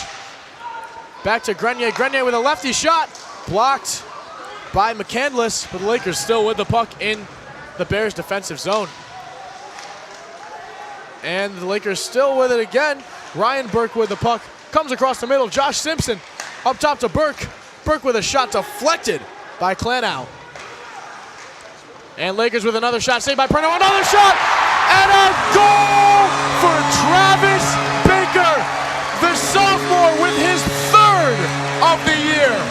And that's another rebound, second chance goal. Another goal for the Lakers. Now, out of their last 8 goals, 7 of them have come on second chances. Yeah, Connor, this team is scrappy. They're gritty. They get it done in front of the net. And hey, they're not going to win every game that way, but it's a great way to kick off your season. It's a great way to win games. Yeah, and if the opposing team isn't forcing you to get your guy out of that crease, why move him? And the chants from the crowd commence, harassing the Potsdam goalie. But the Oswego State Lakers will take it up the right side as here comes Nico Payon. Payon pass 1. Can't get past the second. There's Cohen battling. And Ergo with a big hit to slow down the Bears there. Ergo looks like he might be hurting a little bit, but he says, no, I'm fine. Get me back in there, coach. Ergo up top, waiting for a puck to come his way and waiting for someone he can hit. And what did I say, Connor? There he goes. And here's Jonathan Bala with the puck. He's going to swing it back up to Cohen. Cohen carrying with Horacek to his right. Horacek tries to take it. Cohen says, that's mine. Back to Horacek. Payon with a chance here. A shot and a goal! Nico Payon knocks the water bottle. Oh my goodness, Nico Payon. He goes high blocker. That was an absolute snipe. He sends the water flying, and that's a highlight reel goal. I don't care how old you are. You gotta put that on your highlight tape. Look at the water bottle flying. And Nico Payon snipes it top cheddar there, Connor. What a goal, and what an atmosphere here in the Deb. Yeah, and what a good job by the Lakers here after they gave up that quick breakaway goal to remain focused, get back to work, and now they're up 3-1 now. Yeah, Connor, it'll be Matt McQuaid and Mason Hohen on the face-off here. McQuaid will win it once again to Semrad. Back to Howie, and Howie tries to find Burke up in the right side, but unable to get it to him. And the Bears are going to take this one down to the Lakers' defensive zone for an offensive face. And let's see how Potsdam responds here now. You show that you have the ability to answer and to strike quickly, but let's see what they could do in their own offensive zone and see if they could actually set up their offense like Oswego's been able to do. Yeah, Connor, and 3:30 left here in the first period. Plenty of game left for either of these teams to make an impact, and our clock is not running in the arena right now. Not sure what's going on here, but that'll be another stoppage and another offensive face here. Yeah, and we will stop play now as they try to fix the clock. And clock is officially set at 3:29 as we are back underway here, folks. And here seems comes like the they will face-off. redo the face-off here. And Ryan Burke on the puck. Loses it. The Bears in the back now. Here comes Drake Semrad carrying to the left side. And we're going to hit that one all the way down. And looks like the Bears are going to get to it just in time. Up the right is Jack Loran. Finds Jacob Hall on that side. Semrad loses the puck again, Connor, in a dangerous spot. And Hall battling here with Travis Baker. Hall able to come away with it. And lots of slipping out on the ice here tonight. We see Cam Simons take a little slip, take a little tumble, completely untouched there, and looks like he's got to come off for a second here. But the Bears coming up the right side with numbers. And they're going to lose that one. Pressing is Vassallo for the Lakers. McCabe on the puck does a nice little doink right over the head of Josh Simpson. And Milberg's going to miss that one completely, but Baker's there to save the day for the Lakers, get it out of there. And Milberg again bats that one over to the side. Simpson on the puck, getting pressed heavily by Peyton Felix. And Vassallo unable to control it, but that one's going to go right up the right side. Miscommunication there between Vassallo and Simpson, but Vassallo sticks with it. Simpson behind. And coming the other way now is the Bears. Coming down the ice is Andrew Blanchard. Blanchard looks to find Max Clonow. Unable to. Gato on the puck now. And another stoppage of play here, Connor. I believe this time for an offsides. Yes. And I just want to come back on one thing that you said earlier with the little bit of slipping we've seen from both sides now. It is worth noting that this is the second game that is played on the Deb tonight, as we saw the women win in a thrilling shootout over Plattsburgh earlier today. But one of those problems with having that ice is that there's not as much give, and it leads to more player slippages. Yeah, Connor. And not only do we have an extra game, but we had an extra 5 minutes and a shootout played on it as well. And here come the Bears the other way, as that's Perrance on the puck. Unable to find a teammate, though. It'll go over to Payon. Payon sends it up the middle. Grenier on the puck now, looking for a goal. Gets tripped up there, unable to do much with it. And the Bears battling here, trying to stay in this game, Connor, but 3 shots to 19, the Lakers lead. And the score of 3-1. So the Lakers really have been so dominant this period. Yeah, the shots on goal really tells the story of the whole game. I mean, just looking at that one stat, you have a pretty clear idea as to how this game is going for both teams. Absolutely, Connor, and that puck's going to come all the way back to Milberg, who's going to take his time with it as the Bears bring in a new line change. Into the back left corner, Brennan Cohen chasing the puck down. And Cohen still on it, Ryan with him. And Ergo there as well. Well done there by Howie to get in front of that Potsdam defender, Jeremy Quesnel. And the Lakers find Semrad at the back, up to Cohen, around to Justin Ryan behind the crease. And a big hit there from the Bears as that's Jack McCandless using his arms, legs, and body here. And a chance for the Lakers to get another shot on goal, but unable to do anything with it. So this one's going to go back to Garrett McCabe up the left side. Tripped up, no call. And we'll keep playing. 15 seconds on the clock now as the Lakers swing it across the back. And we'll hope to end this period up 3-1 or maybe 4-1 if they can find one more shot, but it's not looking likely here. And the Bears coming down. Here's Rose. And that'll do it here, folks, for the first period. The Lakers lead 3-1, and Connor absolutely dominant from Oswego there. Yeah, other than that one mishap, that one low cough up on defense, this would be a 3-0 game right here, and the Lakers would pretty much look unstoppable here. Of course, Milberg only being tested 3 times throughout that opening period. I mean, he's got to be having a vacation back there. Oh, yeah, Connor. He's got 1 save recorded so far. Oswego leads Potsdam 19-3 in shots on goal, 26-12 in total shots. So Oswego's 19 for 26 for on-target shots. That's a really impressive statistic. And that's what happens when you can set up your offense in that offensive zone. Potsdam cannot clear the puck at all. It really looks like Oswego's on a power play with the amount of time that they have in the zone. They even have enough time to change defensemen. I don't know if anybody out back home has noticed that. While they're making rushes in that offensive zone, they're having defensemen leave, and that just tells you all you need to know. And just to tack on one more statistic, Oswego has doubled Potsdam's faceoff wins, but we're going to send it down to our friend Lucas McGarry, who's on the sideline with Matt McQuaid. Lucas, take it away, sir.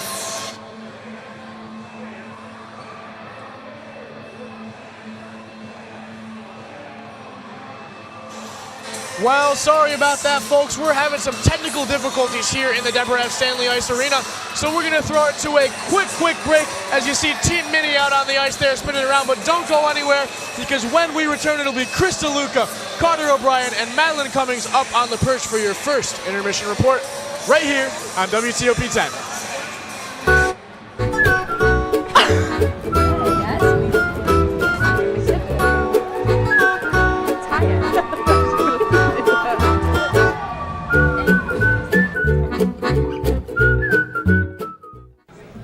Put the keys down, Kevin. But I'm gonna drive home. There are several warning signs present that you shouldn't be driving. I guess I have really been looking for love in this dating app. Yep, I'm definitely gonna call a ride home.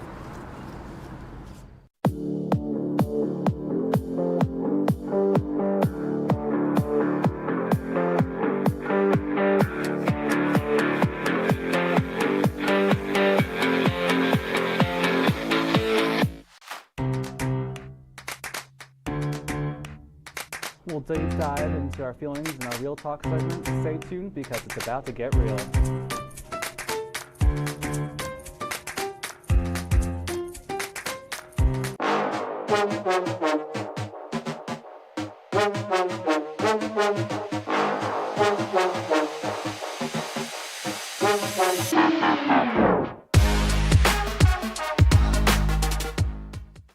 What's going on? Yeah, dude, we go on at like 11:30. It's like No. What do you mean no? It's 10:30. 10:30? Matt, it's 10:30. What do you mean it's 10:30?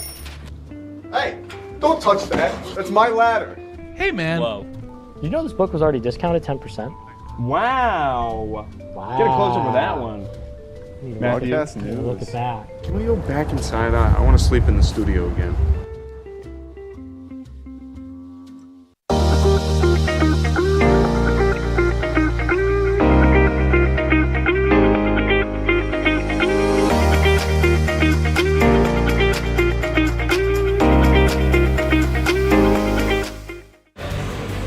And welcome back into the Deborah F. Stanley Ice Hockey Arena here at the Perch. I'm your host, Chris DeLuca, alongside Carter I'm so sorry. Carter O'Brien and Madeline Cummings. I can't believe I messed that up. That was an electric first period we saw just there. That was wild.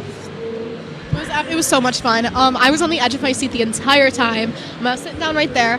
The goals, the offense is just off the walls this game.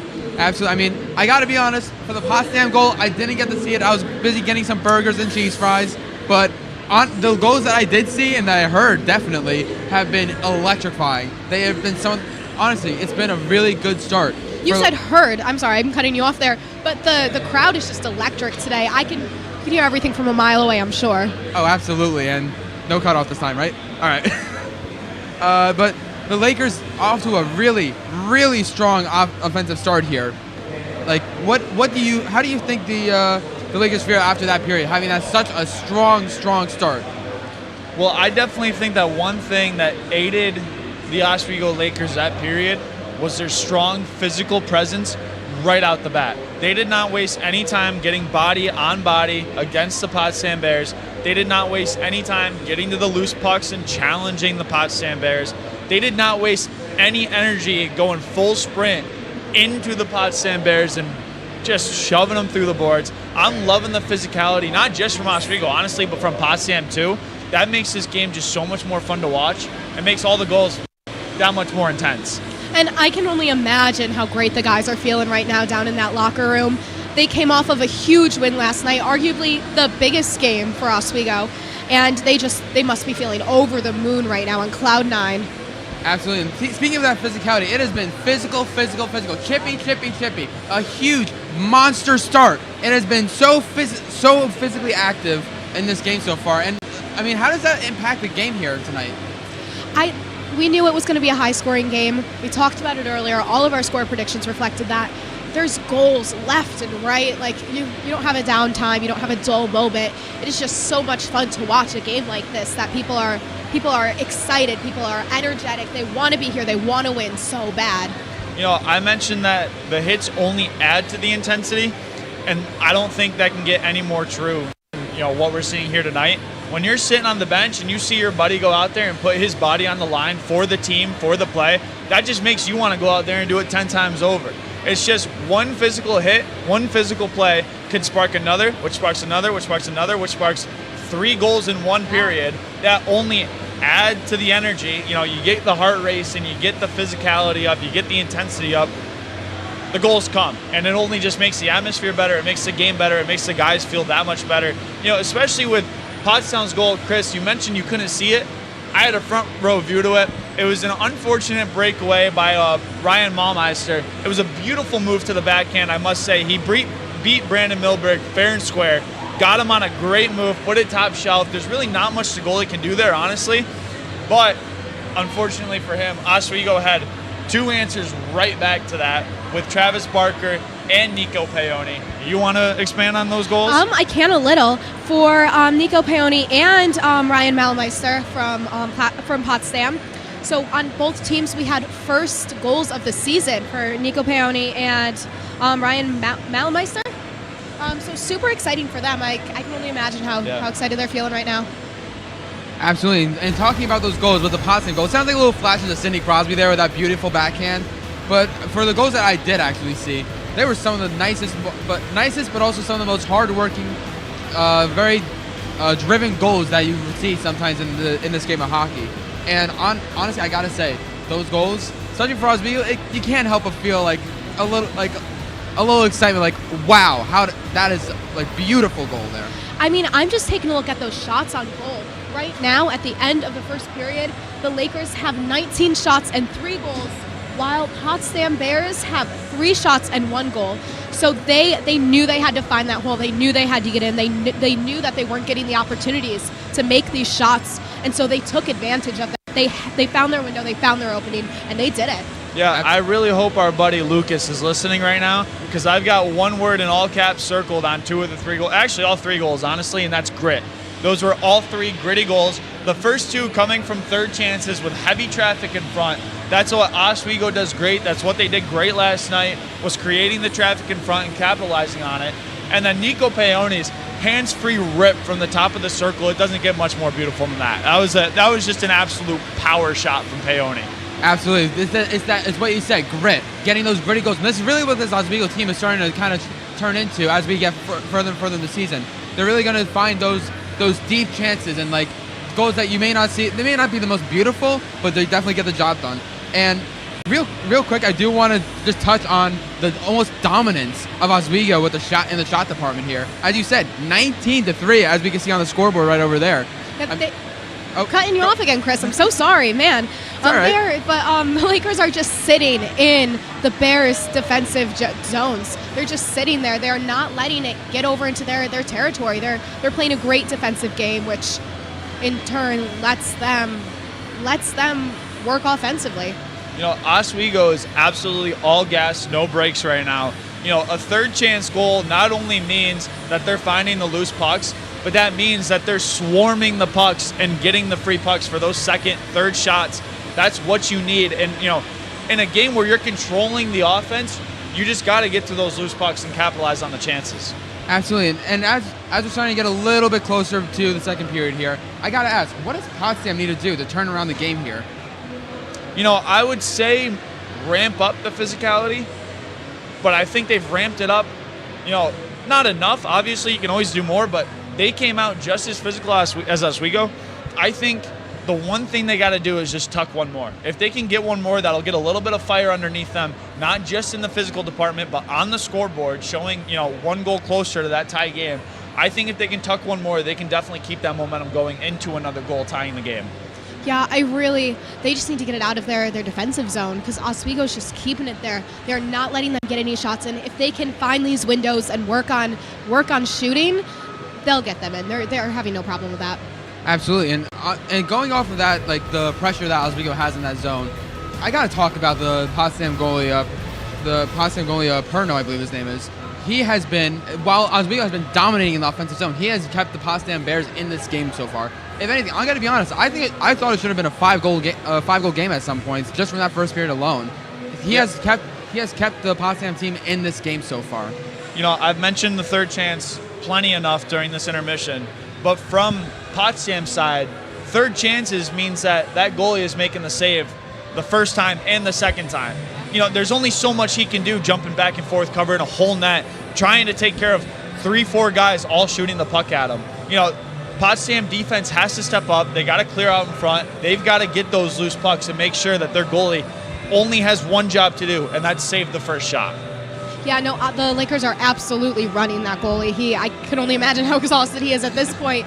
But I think it's a great strategy for the Lakers is to just keep running him, keep working him, and they're going to get those shots in. They're going to get those goals, as we've seen already. Absolutely, and after that little question about Potsdam, I'm going to give you guys a little question about Oswego. What do they need to do to keep their foot on the pedal, keep the gas going? They've just got to keep it up. They have great physicality. They're having great attitudes down there on the ice. They're being physical, but they're not racking up those penalties. I don't think they're doing anything wrong. I think they've got to just keep this momentum going. Yeah, you took it right out of my mouth. I don't think they change a thing.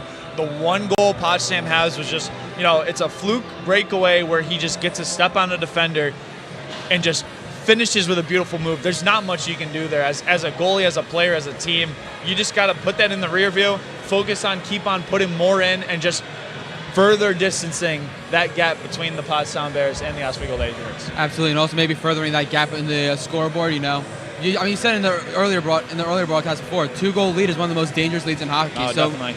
Lakers may need to try and get out of that 2-goal lead if you're focusing on superstition.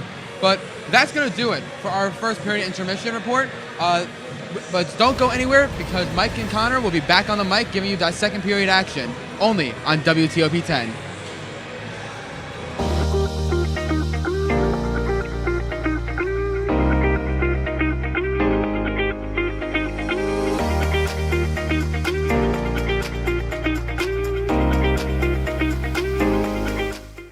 What's going on? Yeah, we go on at like 11:30. It's like No. What do you mean no? It's 10:30. 10:30? Matt, it's 10:30. What do you mean it's 10:30? Hey, don't touch that. That's my ladder. Hey, man. Whoa. You know this book was already discounted 10%? Wow. Get a closer with that one. Broadcast news. Look at that. Can we go back inside? I want to sleep in the studio again.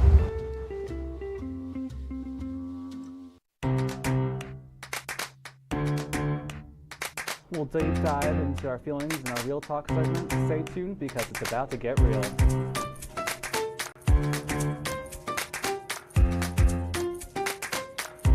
When I was in foster care, I never knew when I would have to move. So I always had my suitcase ready to go. Then one day I was adopted. My new parents opened their hearts and home to me. My parents cook my favorite breakfast for me every morning. My parents take me on trips I never thought I would go on. They gave me a home and an even better reason to use that suitcase. My parents aren't perfect, but they're perfect for me. Welcome back to Major Discussions.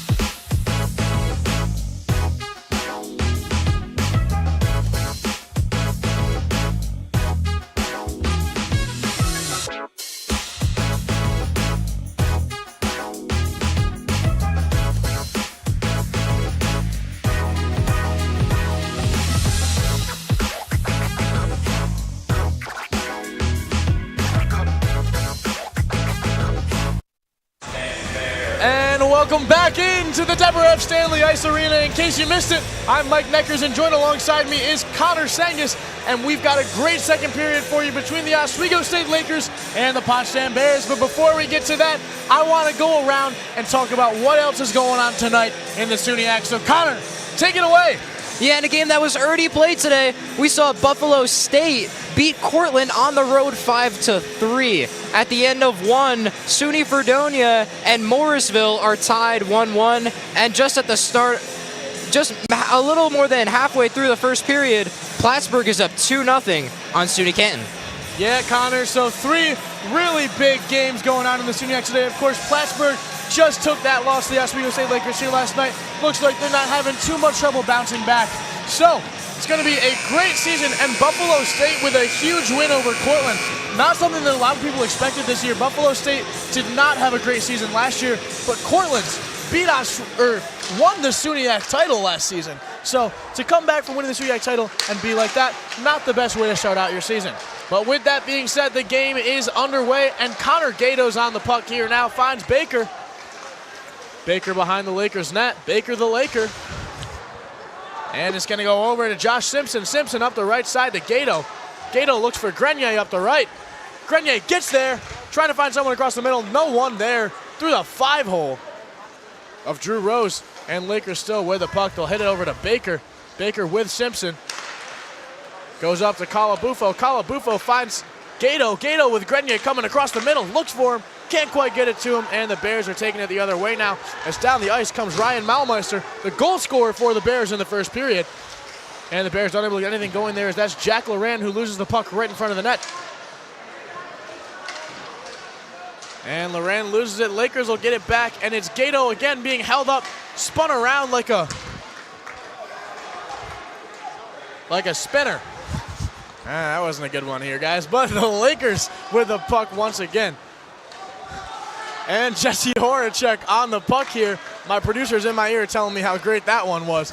But Nico Payon with the puck now. He's going to look for Bala across the ice, and he's going to decide to go up the right side to try and find a teammate. And with the puck here now comes Ryan Burke. Burke unable to hold on to the puck, though. He'll look for a teammate. And here's McCabe for the Bears, who swings it across the back behind Oswego's goal. Lakers will get it back up to Burke. Burke carrying up forward. He'll find McQuaid, the captain. McQuaid carrying up the right side, looking for someone across the middle. No one is with him up there, and McQuaid will do a whole loop-de-loop. And Peyton Felix coming the other way, 1-on-3, not much he can do here. Salas decides to stay back, and the Lakers will just try once again. Get the puck up to Ergo. Ergo's gonna lose it, but battling Ergo gets it back. Ergo finds Semrad. Semrad with a kick just a little too far ahead of him. Isn't able to get to that one, but here's Semrad again. Up the left side, rolls around the ice. And the Lakers trying to keep this one in the Bears' defensive zone. Saved by Lenny Perno. And that one almost hit the scoreboard, Connor. That thing flew in a shot. Saved by Milberg. Really important save there by Brandon Milberg. And a scary moment for the Oswego State Lakers. Yeah, that was a little awkward play there. That puck just kind of got lifted and was fluttering in the air. Almost looked like it was going to hit that scoreboard there, kind of reminiscent of when those punters hit that big scoreboard at AT&T Stadium down there in Jerry World. But, hey, give credit to Milberg. That's not an easy shot to save with that puck fluttering in the air like that. Great job to stay with that and make that quick save. All right, and on the face-off here, it's going to be Max Glenau and Brett Fudger going at it. And Lakers will come away with this one as Travis Baker swings it around the back. It's going to go all the way up to Vasallo. Vasallo chasing the puck down into that corner. Vasallo able to get there, but pressed heavily by Drew Rose. And we got a big scuffle here on the boards now. Vasallo still fighting for the puck, unable to come away with it, though, as here comes Eli Doert-Wood the other way. Doert-Wood loses it. And that one's going to go all the way down to Milberg, who's got his hand up, waiting patiently for that icing call. And here we get to see the Lakers on an offensive zone faceoff here. What I'm really looking forward to seeing them on this little possession here is just, can they try and establish control of that offensive zone like they did in that first period? Throughout these opening 3 minutes of the second period, both teams kind of chasing around the puck a little bit, not really able to establish that much. Yeah, Connor, and they came out flying in the first. Things have slowed down a bit as both teams settle in. But the Lakers are still dominating possession, both in their defensive end as well as the center of the ice. Not quite as well in that offensive zone, though. And here come the Lakers once again. Starting on the defensive end is Travis Baker. And Baker will grab that one, throw it right down. Baker tripped up there, no call. Calabufo swings it across the middle. And Perno gets that one out of there, but not for good. Again, Calabufo. And Lakers not rebounding like they were in the first period, but of course, only 4 minutes in, still plenty of time left on that clock. I would be too concerned about that rebound effort. I mean, if you see on that shot there, they still had a good amount of guys waiting there for that potential rebound. They had about 2 guys on that net, and that shot came from in close, so they're clearly sticking with this game plan because it is working. Absolutely, Connor, and the Lakers line up for the faceoff. It'll be Captain Matt McQuaid taking on Lucas Salas, the freshman. And the Lakers battling in this corner. Mason Hohen comes away with it for the Bears over to Loran. Loran chips it up over the top, and an Odell Beckham-like hit from Jonathan Balla. That's 2 games in a row now we've had that happen, Connor. And 2 straight back-to-back OBJ references. Up the left side comes Payon, and a late hit to the head from Will Walsh, and that's going to stop play. Will Walsh coming after Ryan Burke. And looks like the Lakers have some choice words for Will Walsh, but he will take a seat in the sin bin. Yeah, and that's a dangerous play. That's something you never want to see. I mean, the officials are coming together here to talk here. I'm interested to see if this will be a 2-minute minor or a 5-minute major, depending on how they interpret that hit. It will be 2 minutes here. But still, something you never want to see. Player getting hit with the head and then immediately going down. Yeah, Connor, absolutely. And really just kind of a cheap shot there from Walsh. Wasn't thinking, heat of the moment, you do something, I'm sure he instantly regrets something like that.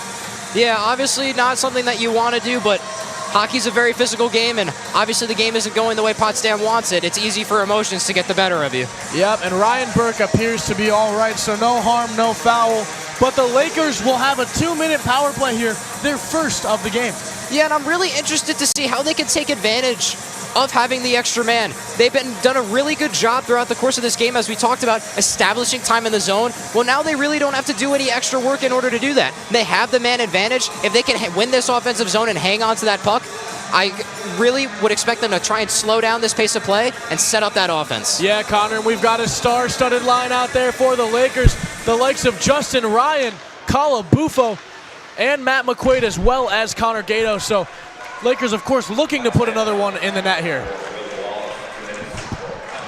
And it goes up to Baker. Baker right down in front of the net. Goes for a between-the-leg shot. That would have been filthy if that went in the net, Connor. And another shot tipped, and Calabufo tips it into the leg of Perno, and Perno puts it up into the netting. This is exactly what we talked about, though, right before the start of this power play. Win that faceoff and set up your offense. They had another opportunity close in front of the net, and then another opportunity there from a little bit farther. But so far, so good for this first power play unit for the Lakers. Yeah, and it'll be McQuaid and McCandless on the faceoff here. Lakers again winning it pretty easily, and they'll look to settle this one in and find the back of the net. And here come the Lakers on the right side of the ice. A chance, a shot, and a goal! Tipped in by Daniel Calabufo off the shot from Travis Baker. A la Chris Kreider in front of the net, setting up shot, getting that stick on that puck, and deflecting that goal. There's absolutely nothing Lenny Perno could do. That shot got deflected just before it got to him. Nothing you can do. That shot's coming in way too fast. What a goal for the Lakers. And Daniel Calabufo did exactly what he needed to do on that play, Connor. The Lakers will add on a power play goal, upping their total on the season and making it a 4-1 game with 15:20 to go in this second period. And Bala with the puck for the Lakers now. Payon. Cohen slips up again. We mentioned it earlier. A game already played today on this ice, and guys are slipping and sliding all over the place. But up the left side now comes Mikey Ergo. Mikey Ergo swings it across. A shot for the Lakers. Wide. As we see Seamus Stevenson trip up, almost land on top of that puck. But here come the Bears the other way. Here's Perron up the right side. And really well done there by Bala to use his body to not let Perron get by around the boards. And the Lakers coming up the right side now. Chasing down is Colin Vassallo. Vassallo not quite going to get there. And here's Payon. Payon swings it across over to Cohen. Cohen pressing up the left side, unable to go anywhere with it. And the Bears will try and turn it the other way. But Brett Fudger says, this is my puck. Give me it. Here come the Lakers again. Across the middle, a shot from Cam Simons here. Oh, just to the left of the net. And the Bears will look to take it the other way. But the Bears are just not able to handle this Oswego press. And this looks a little more like how they came out in the first, Connor. Yeah, now 6 minutes into the second period, we're starting to see both teams settle in. And here's another chance. A save there by Perno. Really important save. And the Lakers will be upset they couldn't get that one to go in.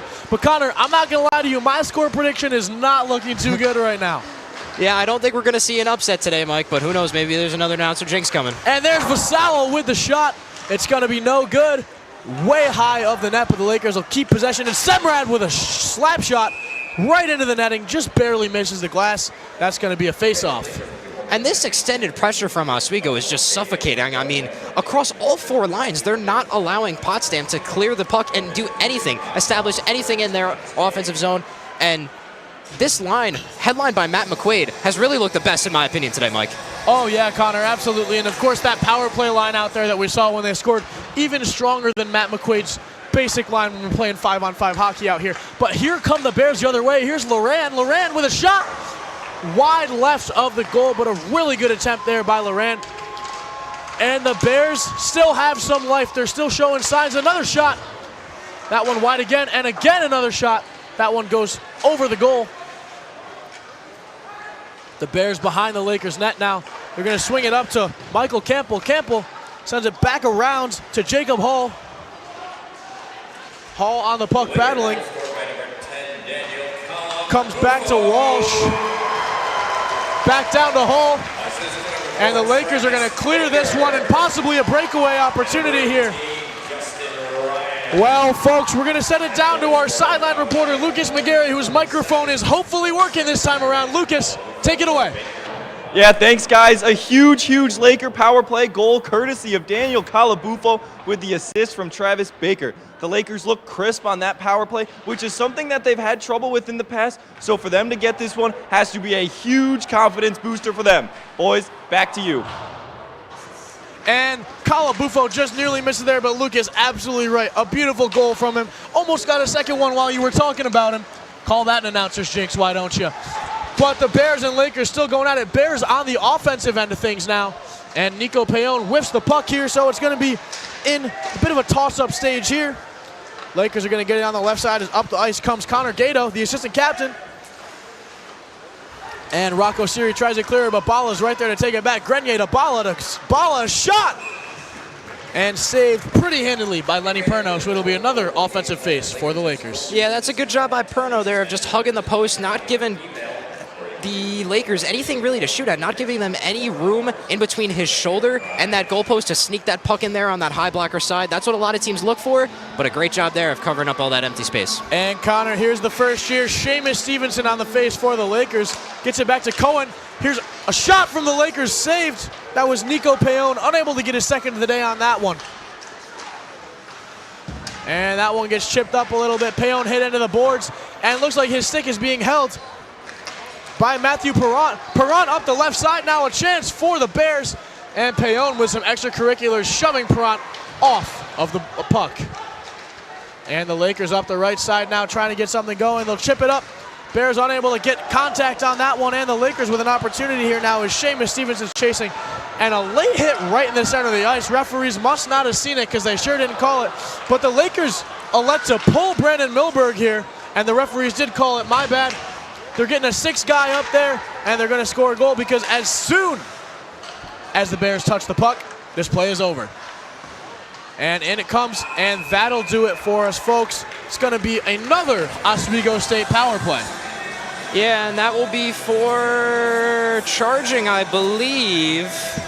And we'll see who comes off. It's going to be Matthew Perrant. You saw him getting heated down on the other end of the ice with Mikey Ergo, those guys. And you got to control your emotions, especially in an atmosphere like this, Connor. If your emotions get the best of you, you're going to have a bad game, and you're going to spend a lot of time sitting right there where Perrant's sitting. I agree with you 100%, and you really got to stop putting your team at a disadvantage and giving an offense that's already hot a man advantage. And Cohen will be unlucky not to hit that one in. Had a lot of open net there for him. But here comes Cohen on the backside. Swings it over to Horacek. Horacek finds Bala up top. Bala dropping back, trying to pull the Bears out of their own defensive zone. And an offsides will be called. The Lakers with a bit of a mental error there, Connor. Yeah, a little bit of a miscommunication there from the power play unit. Guys got caught onside when they were supposed to be off. Absolutely. And this will be a face between Adam Grenier, and let's see who steps up for the Bears. It'll be Andrew Blanchard. Grenier hits it up the right side, but the Bears are going to get this one. And they're going to send it right up to Brandon Milberg, try and kill some of this power play. Lakers carrying in a line of 5 men. And Milberg again will whiff that one just a little bit, but the Lakers with plenty of time to work with as the Bears only have 4 on the ice and do not have a guy to go up and press. So McQuaid behind the Lakers net. They're going to start this again. Call this one the Flying V. You ever seen Mighty Ducks? Here they come. And that one looks like it's going to go into the stands. No, it'll stay on the ice. And Baker behind the Lakers net. Flying V part 2. Yes, we will. Baker carrying. Swings it over. Lakers with a chance here across the middle. A shot saved by Perno right off of his helmet.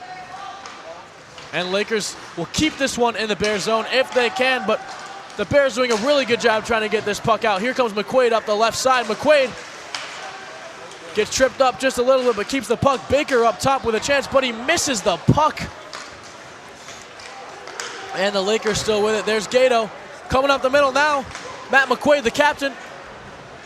Matt McQuaid back to Baker. Baker sends it up to Justin Ryan. Justin Ryan finds Gato. Gato sends it back and a little too far. Milberg's going to come out, and with 10 seconds left on this penalty, it looks like the Lakers are going to come up empty-handed on this one. Lakers still holding back in the defensive zone. And Connor, a really nice penalty kill there by the Potsdam Bears. Yeah, that was much better than their first attempt. And for the Lakers, I mean, just a sloppy power play, a lot of miscommunication.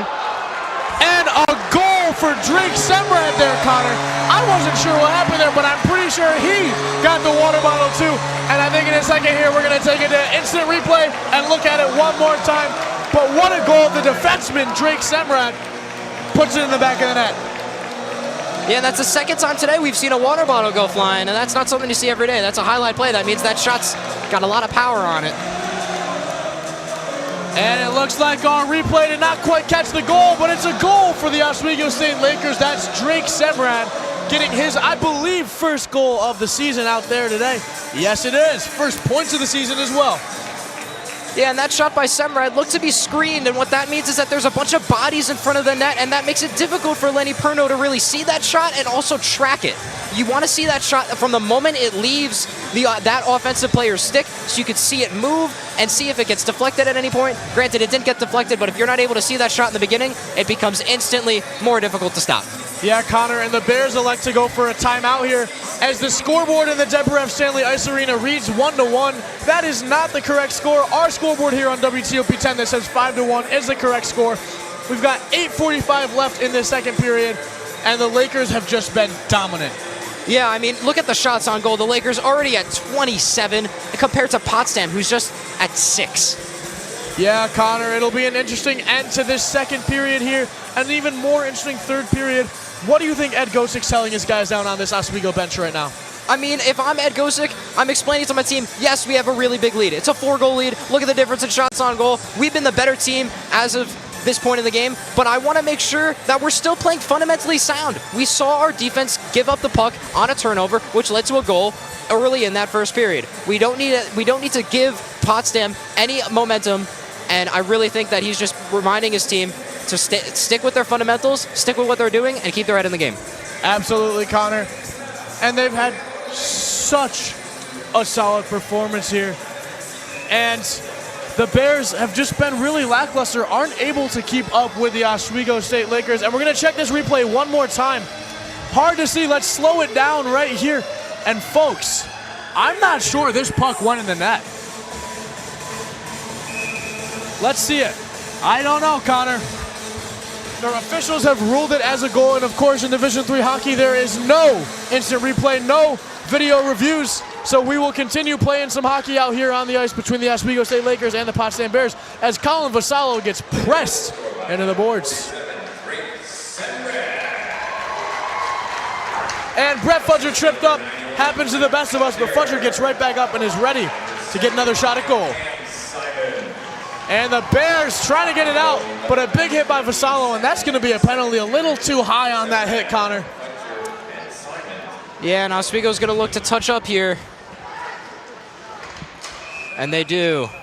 Absolutely, Connor. And the Lakers now with a chance to be a man down on the ice, and the Bears with a chance to maybe get a goal back and build some momentum before the second period's over. Yeah, and maybe get some more shots on goal. I mean, obviously it's extremely hard to score if you're not even testing that goaltender. Now they've got 2 minutes on the man advantage. This is our first time seeing their first power play unit.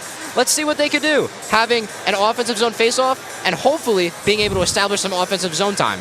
Yeah, Connor, we've got Hohen, Loran, and Molmeister all on the ice along with Rose. So a really solid lineup here for the Potsdam Bears. Probably one of their stronger ones out here for this power play, and they're hoping to score here. Yeah, this is definitely their first power play unit. When you're down by 4 goals, you want your key goal-scoring guys in there. Try and spark your team.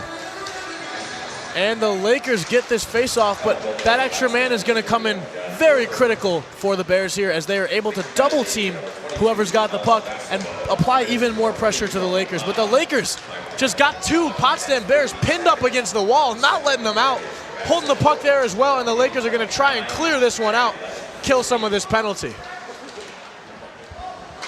And here they come, the Potsdam Bears still with the puck. Jacob Hall swings it over. Rose, and a chance here. Rose with a shot!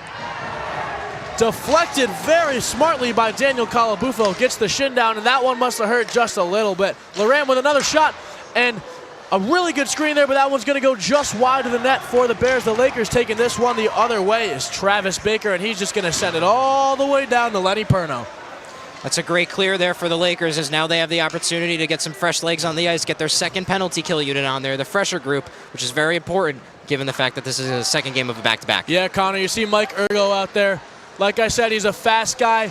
He loves the contact. He loves the physicality, so he's a great guy to have on this penalty kill team. And the Lakers again sending it all the way down the ice. We're going to bring in some fresh legs for Ergo as in comes Cam Simons. And Rode with the puck. Rose carrying across the middle. The Lakers, of course, only with 4 players for another 30 seconds. And the Bears will try and get this one in. But the Lakers have done a really solid job thus far killing this penalty. And the Bears, again, look a little confused, struggling to string together more than a couple passes. And up against the boards now are the Bears and the Lakers. Matt McQuaid fighting for it. And it's going to be cleared out by Patrick Howie. And Connor, that should do it for this power play. The Lakers are about to return to full strength as in will come Ryan Burke. And that's a really disappointing power play for Potsdam. They didn't even register a single shot on goal in the whole 2 minutes. Not what you want to see if you are Potsdam's head coach. And behind the Potsdam net now is the Lakers. It's going to go up over towards Brandon Milberg, who's got his hand up in the air, but I think the Lakers are going to keep this one in play. Nico Payon chases it down, looks for Semrad, too much power on that one, but finds Horacek. Horacek back to Semrad. Semrad loses it in the middle. And coming down the other way are the Bears, led by Jack McCandless. And the Lakers coming up the left side now. A bit of a scuffle down there. Not exactly sure what happened, but Brandon Milberg is coming over the sideline. Doesn't look too happy. And I believe we are going to see another Oswego power play here. Yes, as number 13, that's Jack McCandless is coming off the ice here for Potsdam. And this is going to be our third look at this Oswego power play unit. 1 for 2 on the day so far. Let's see how they do here with 5 minutes left in the second period. Yeah, Connor, and it'll be Adam Grenier on the faceoff for the Lakers. Adam Grenier, who's had a really solid start to his first season here in Oswego, but is still looking for his first points.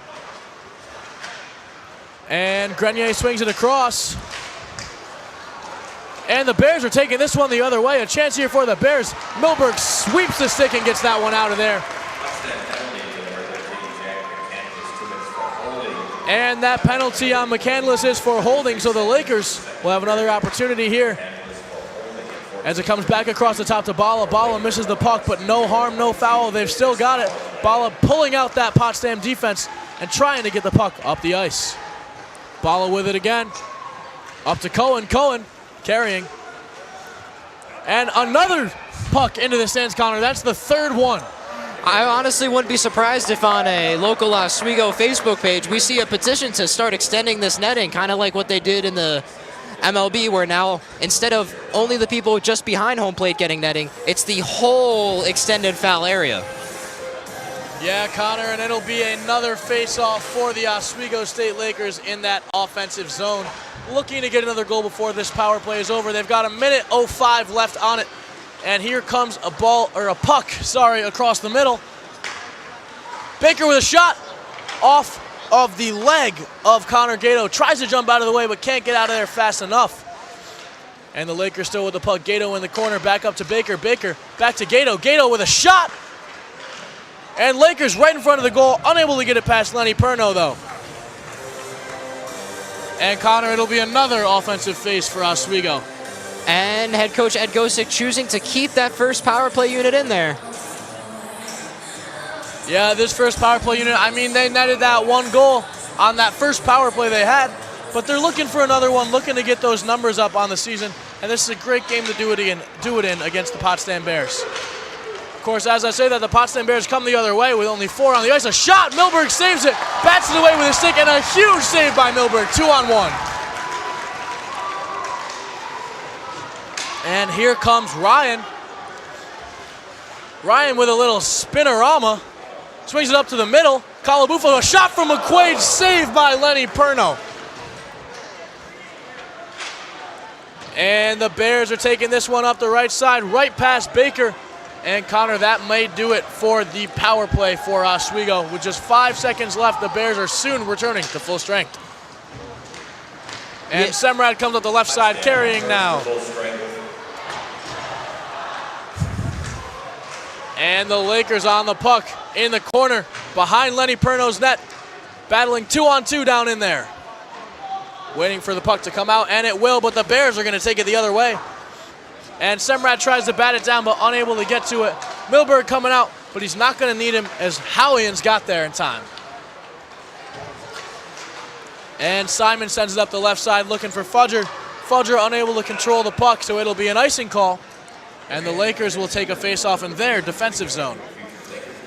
And one thing I want to highlight here is Brendan Milberg. Now, I know he's only faced 7 shots, and he has let one in off of that breakaway, but that big stop that he had there to stop Potsdam from scoring a shorthanded goal while the Lakers were on the power play, that's hard to do, especially as a goaltender when you're not getting tested that much. You don't have the opportunity to really get into a rhythm.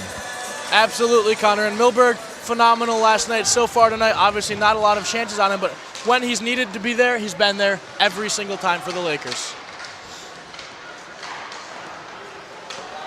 And the Lakers with a block there. That's Brett Fudger. As you see Patrick Howian press up, Potsdam player against the boards, hold him there a little longer than he probably needs to. And a big hit there from Lorien, but Fudger sends him back down on the ground himself. And a whistle on this play as it looks like we've got an injury out here on the ice. But a great game so far, Connor. 5-1, and the Lakers have just been so dominant. Yeah, and I mean, the key dominance is obviously in those shots on goal. 30-7 now with just 2:28 left in this second period. I mean, the Lakers have most teams, as I said before in this broadcast, try to get 10 shots on goal per period. And already through not even 2, the Lakers have 30. Yeah, Connor, and some new goal scorers out here for the Lakers today. I mean, it's just been a really solid game overall. And for Oswego, we've got 5 goal scorers already today. That's Baker, Calabufo, McQuaid, Semrad, and Payon. Payon and Semrad both with their first goals of the season. And one of those things there that you just mentioned, all of those 5 goals scored by 5 different players. When you have the ability on your bench to get depth scoring from multiple different guys, it makes your job as a head coach so much easier when you're not relying on just one top line to generate goals for you. Absolutely, Connor. The Lakers doing a great job spreading the puck and sharing the love out there on the ice today. But with 2:20 left here in the second period, they're, I'm sure, hoping to tack on one more goal before they move into the third. And could this be it? Here comes Brandon Cohen up the right side, loses it. But the Lakers pressing high and heavy. And across the back by Nico Payon. Payon sends it up the left side to Ergo. Ergo sends it across the back. And the Lakers are there to intercept. It's Justin Ryan on the puck now. Over to Cohen. Cohen back to Ryan. And a shot there for the Lakers. That's Mike Ergo. A long shot and an ambitious one, Connor. We'll say that. Not that much on it. I mean, normally when you get a slap shot like that, that puck is at that goaltender in just under a second. But obviously, Lenny Perno had a lot more time to read that shot. Not able to get all of the wood on there on that slapper, and thus it's an easy save. Yeah, Ergo didn't get a hold of that one the way he wanted to, but the Lakers stay on the offensive zone with another face-off down there. And the Bears win the face here. They'll try and take it the other way. And it'll go all the way back behind Brandon Milberg's net. And a big hit into the boards there. That's Justin Ryan delivering. And Grenier going at it a little bit with Watson after clearing the puck out. But the Bears will try and come up the right side now. Lakers will put it right back into the other corner. And Grenier pressing nice and high. Burke bearing down, waiting for the Bears to start an attack. And Perrant goes after it, but unable to get there in time. The Lakers are going to swing it back the other way. And that's Salas with 1 minute left here in the second period, and both teams still looking for something. Possible tripping call missed back there, but Drake Semrad's going to take it on the Oswego's defensive end. Up to Horacek. Horacek not ready for it. And Howian tracking back now, a chance for the Bears, as that's Luca Munoz unable to capitalize on it. But the Lakers coming up the right side now. And the Lakers battling in the neutral zone, Connor. No one really able to do anything, but we're going to get an offsides call here. Yeah, and that's the right call. I mean, unfortunately, you turn the puck over right at that blue line. One of your guys gets caught on the wrong side of it. Got to take that neutral zone faceoff with 32.9 seconds left here in the second period. Yeah, and the Lakers are going to swing it across to Drake Semrad here, who looks up for Simons. Simons chips it up in the air, back to Semrad. Semrad unable to control it right away, but gets a little bit of time to grab it. Puck hits the referee. Hope he's okay. And the Bears are going to swing it across the back and look for one more opportunity for their offense to net one more. Semrad clears it out, but still in front of Semrad's net. And Walsh with a shot right at Milberg. Milberg's going to hold on to that one, give the puck a nice big hug. And it'll be one more face-off for the Potsdam Bears. And that's an easy save there for Milberg. 5.7 seconds here on the clock, Connor. If you're Potsdam, you got to look for a quick win and then a quick shot from one of your wingers if you get tied up, or from one of your defensemen if you win that draw cleanly.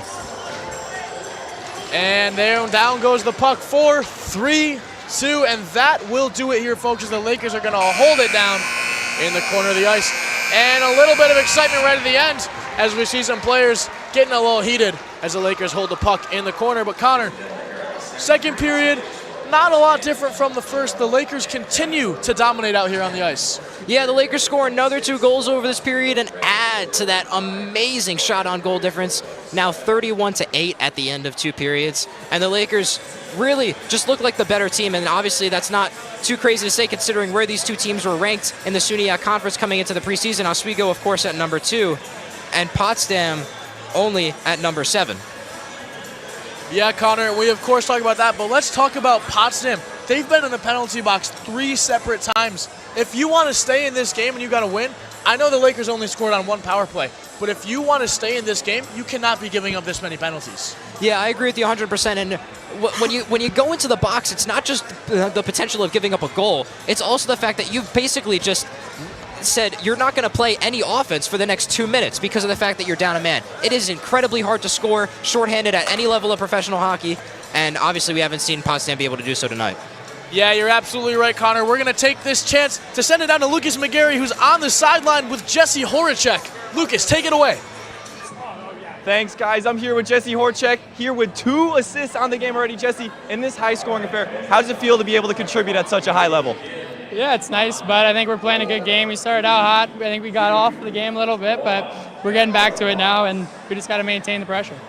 And you guys have looked very, very clean on offense, something that you might have struggled with a little bit recently. How does it feel to be really, really clicking on offense? Yeah, it feels good. I mean, I think all the games adding up, we've done all the right things, and it's showing tonight. Thank you, Jesse. I appreciate it. Thank you, Lucas. A great interview and a great game by Jesse Horacek so far today. You said 2 assists, and we're going to take it to a little break right now, but don't go anywhere because just like last time, it's going to be Chris DeLuca, Carter O'Brien, and Madeline Cummings over on the perch as I'm giving them a nice big wave. We'll see you after the break right here on WTOP 10.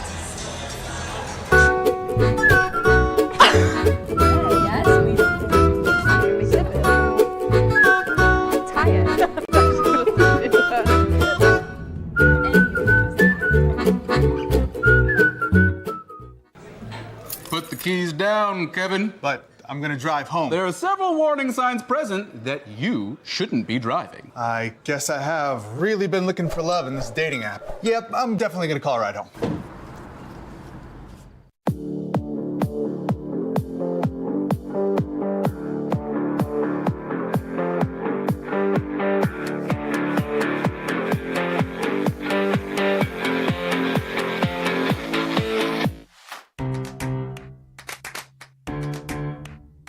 We'll deep dive into our feelings in our Real Talk segment. Stay tuned because it's about to get real.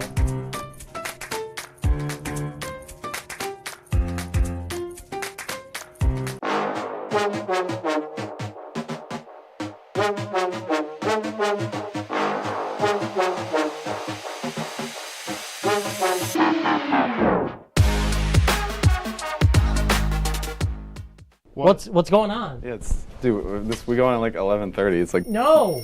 What do you mean no? It's 10:30. 10:30? Matt, it's 10:30. What do you mean it's 10:30? Hey, don't touch that. That's my ladder. Hey, man. Whoa. You know this book was already discounted 10%? Wow. Wow. Get a close up with that one. Broadcast news. Look at that. Can we go back inside? I want to sleep in the studio again.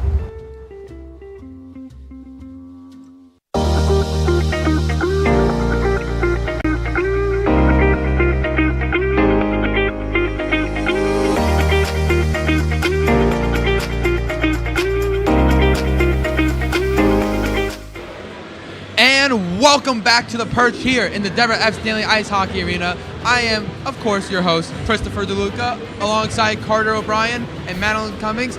And guys, if that first period wasn't enough, that second period was complete and utter dominance by the Lakers. You know, I said that I was so excited for this game in the pregame show, and it has lived up to every expectation that I had of it. It's so much fun to watch. I'm going to be real, I've trying to do some other things, but I just could not get my eyes off the game. All I can do is watch because it is just so captivating. It's like literally every second there's something going on. It is something intense. It's something worth watching, which is great for a hockey game, especially a D3 hockey game. These guys are throwing the body in. I got to pat myself on the back quick. I am 2 goals away from a proper score prediction, so unfortunately hoping Potsdam can put one in. Hey, same with Oswego. Yeah, we're already past mine. I'm 3 goals away, you know. I'm still looking for that 2 extra goals from Lakers and maybe 1 from Potsdam. But I don't know. We'll see. But speaking of those goals, that was quite like those 2 goals from Oswego in that period. Beauties. Huge good goals there. Can I start with Calabufo's goal number 4? I guess you can. That was a hard, again, what's the word? Grit? Grit. That was a gritty goal. They had 3 men in the corner versus 1 Potsdam Bear. There was no reason they weren't going to come away with that puck. I knew they were going to get the puck. The goal, on the other hand, I had no clue. That's another power play goal for the Lakers tonight. An absolute rip from the point by Daniel Calabufo, the veteran on the Laker team, leading these young guns, including Justin Ryan, who had his first point with a second assist on the goal. He's been productive today. He's getting a lot of power play minutes. That's something you like to see from your young guys. Yeah, it's really good that the Lakers are capitalizing on the power plays, because it's something that they haven't done a lot of in these past games that we've seen. They haven't been utilizing them the ways that they should, and I think they finally got a hang of it. Yeah, and then as far as goal 5, I'm going to say the word again. Not grit, but rip. That was an absolute left-handed short side rip from Drake Semrad. Absolute beauty. Chris, I think you got a point to make about the goal, correct? Yeah, I mean, listen, I have my opinion. I'm not going to share my opinion right now, but some may think that it didn't go in. I'm just saying, though, I did see a water bottle go pop right in the air, explode. Kind of a beauty, if you ask me. It was top shelf, top cheddar, That's a, hey, I'm a hockey player goal. That's a message-sending goal. That strikes fear in the Potsdam Bears, I will say. It was absolutely insane. Up here on the perch, we just started screaming. We lost it. Best goal of the game. And another quiet player, Brett Fudger, coming up with an assist on that goal. That's great to see your guys who don't usually produce getting in the mix, getting some points tonight against a team where they should be getting some points. The Lakers have been cycling through a lot of first years, a lot of new players, and a lot of players who we haven't, like Fudger, who we haven't seen a ton of. So it's really great to see all of these new guys on the ice. Absolutely, and having those 4 lines rolling, it's what you always want to see in hockey world, especially NHL. You always want to see the 4 lines rolling, producing, and tonight that is really what we are seeing. And while we're talking about rolling, let's talk about what's not rolling right now, and that's the Potsdam Bears. They took 3 penalties in that second period. I mean, they're trying to step it up. They're trying to bring the energy. They're trying to get it. They're falling short. I do, however, want to say that that the goalies, they swapped out the goalies. They're trying to find something that works. They're trying to find a window. Yeah, Madeline, you led me right to my point. My Potsdam player to watch pregame was the goalie, Lenny Perno. Came in with a 9.19 save percentage, which is absolutely amazing. Unfortunately, I just don't think he's having the proper help in front right now. The guys are scrambling. Oswego's getting those third chances, and they are just hounding the Potsdam Bears, getting the loose pucks and causing mayhem for Lenny Perno. And now the backup goalie, who he instantly had a tough time coming in with a goal from Oswego. Absolutely, and you guys, honestly, that Potsdam defense, if I had to pick something to give it an analogy that's sturdy, I call it a bouncy house. That not sturdy, all loose. And honestly, Potsdam, if they want to get back in this game, I feel that they need to tighten up their defense. They need to tighten it up. But if you look, the Lakers are just shooting shot after shot after shot. They have 31 shots on goal. That is absolutely insane. And Perno made 17 saves when he was out on the ice, and Werber so far has made 7. So, ton of saves that come with the goals that the Yeah, I definitely don't want to take credit away from Perno. He did his job. He still came out of this game with an 8.1 save percentage, which is again insane for 4 goals scored on him. That kid had a great game today, and he should be happy with how he's played. He just didn't have any help in front of him, unfortunately. Absolutely, he was left high and out to dry. But continuing on goalies, Milberg so far in this game has stood like a brick wall. He is standing tall, keeping the Lakers with the kind of minimal shots at the moment from Potsdam. He's still getting at least most of them out tonight. So 7 saves, like he's been a brick wall out there. There's been a couple saves that I've seen, and I've like jaw on the floor. I've had huge reactions to these, and they've been really, really good saves. He's been absolutely crushing it. Yeah, luckily with only 8 shots, it's kind of easy to do your job when you're as good as Brandon Milberg, but he's also just playing, exceptional regardless of those few amount of shots, because he's seeing those few shots. But you got to give it up for the guys in front. Oswego is making it a very hard task for Potsdam to get those shots to Brandon Milberg. Absolutely, and part of the reason why they're having such a hard time with those shots is because of the physicality. I said it before in our first intermission report. Chippy. very physical hits. So a little bit of some, like, not necessarily fights, but, you know, starting to get there. A little bit, just very physical altercation tonight. Yeah, Chris, it is all about the physicality. It is such an intense game. They're hungry. These boys are hungry. They want it. They want the game. The Lakers are coming off of that whiteout win. They're full of energy, and again, they're hungry. For as long as I'm in front of this camera working hockey games, I will preach how important physicality is in the sport of hockey, and I don't think any other game encapsulates it better than this game and last night against Plattsburgh. The Lakers have come out physical, strong, fast, annoying. They've been pests in the side of the team that they're playing, and it's making a difference clearly as they have a resounding lead right now. Absolutely, and I agree with you. It's that physical play that really gets both of these teams going, gets them into the play. You don't have physicality, you're missing half of hockey here. It's one of the most beautiful things about the game of hockey. It's so fun to watch. So violent. What other sport do you get to see where people are just checking each other to the boards and whatnot? Like none. It's beautiful. It brings a tear to my eye. So, as we're talking about this, I want to start talking about more of what might the coach be saying. We'll start off with Gosek. What do you think Gosek is saying to the players, Madeline? You know, I said this last intermission show. They're doing everything right. They're staying out of the penalty box. They're getting those shots in. They're making those goals. They want it. They're hungry. They're killing it out on the ice. It is just full of intensity and energy. And so I think Gosek is probably just saying, keep it up. Keep doing what you're doing. Don't lose this momentum. Don't lose this energy. Don't get tired. You don't have time for tired. Just keep going. Keep pushing. You do not change a thing. Absolutely. You don't change a thing. I'll give you a second to talk here about, because I do have a question for you, Carter. What do you think Potsdam's coach is saying in the locker room right now? When you're down by 4, there's not much you can say with a period left. At this point, it's really all on the players to just do what they know how to do as Division III hockey players, and that's play the game of hockey. You go on the bench and you know what's expected of you. You know what you have to do, even against a better team. I think right now it really just falls on the players. The coaches can only do so much. The coach is mainly there for preparation. The players are there for execution, and they're just not executing right now.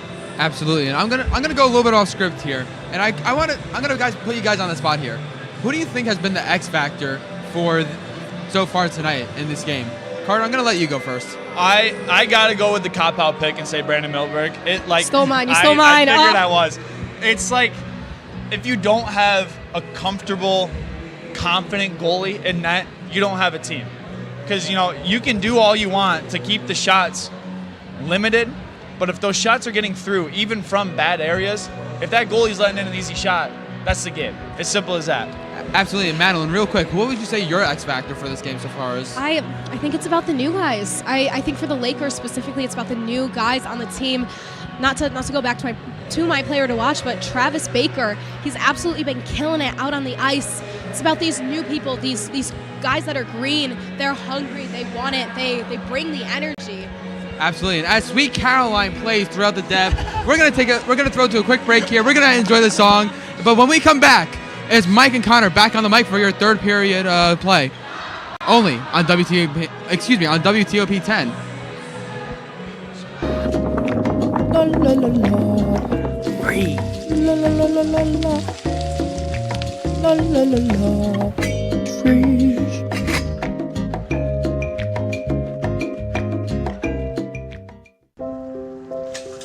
I want to eat apples and bananas. I need to eat apples and bananas. Why can't I eat apples and bananas? Support the Feeding America nationwide network of food banks to help provide meals to those in need. Join us at feedingamerica.org.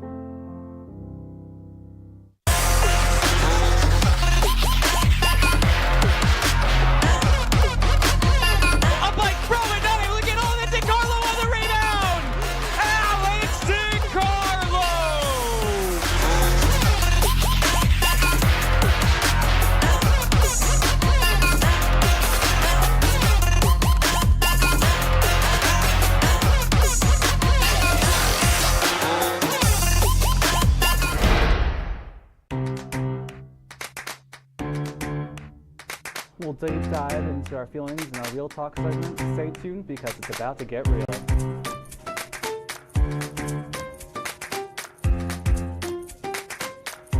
And it could be your last chance to see one occur for 2 decades, as the next time one will be visible over the continental U.S. He's May 84. Yarrow told police in the hospital that he had pressed the doorbell and waited. They mix with oxygen and nitrogen that can briefly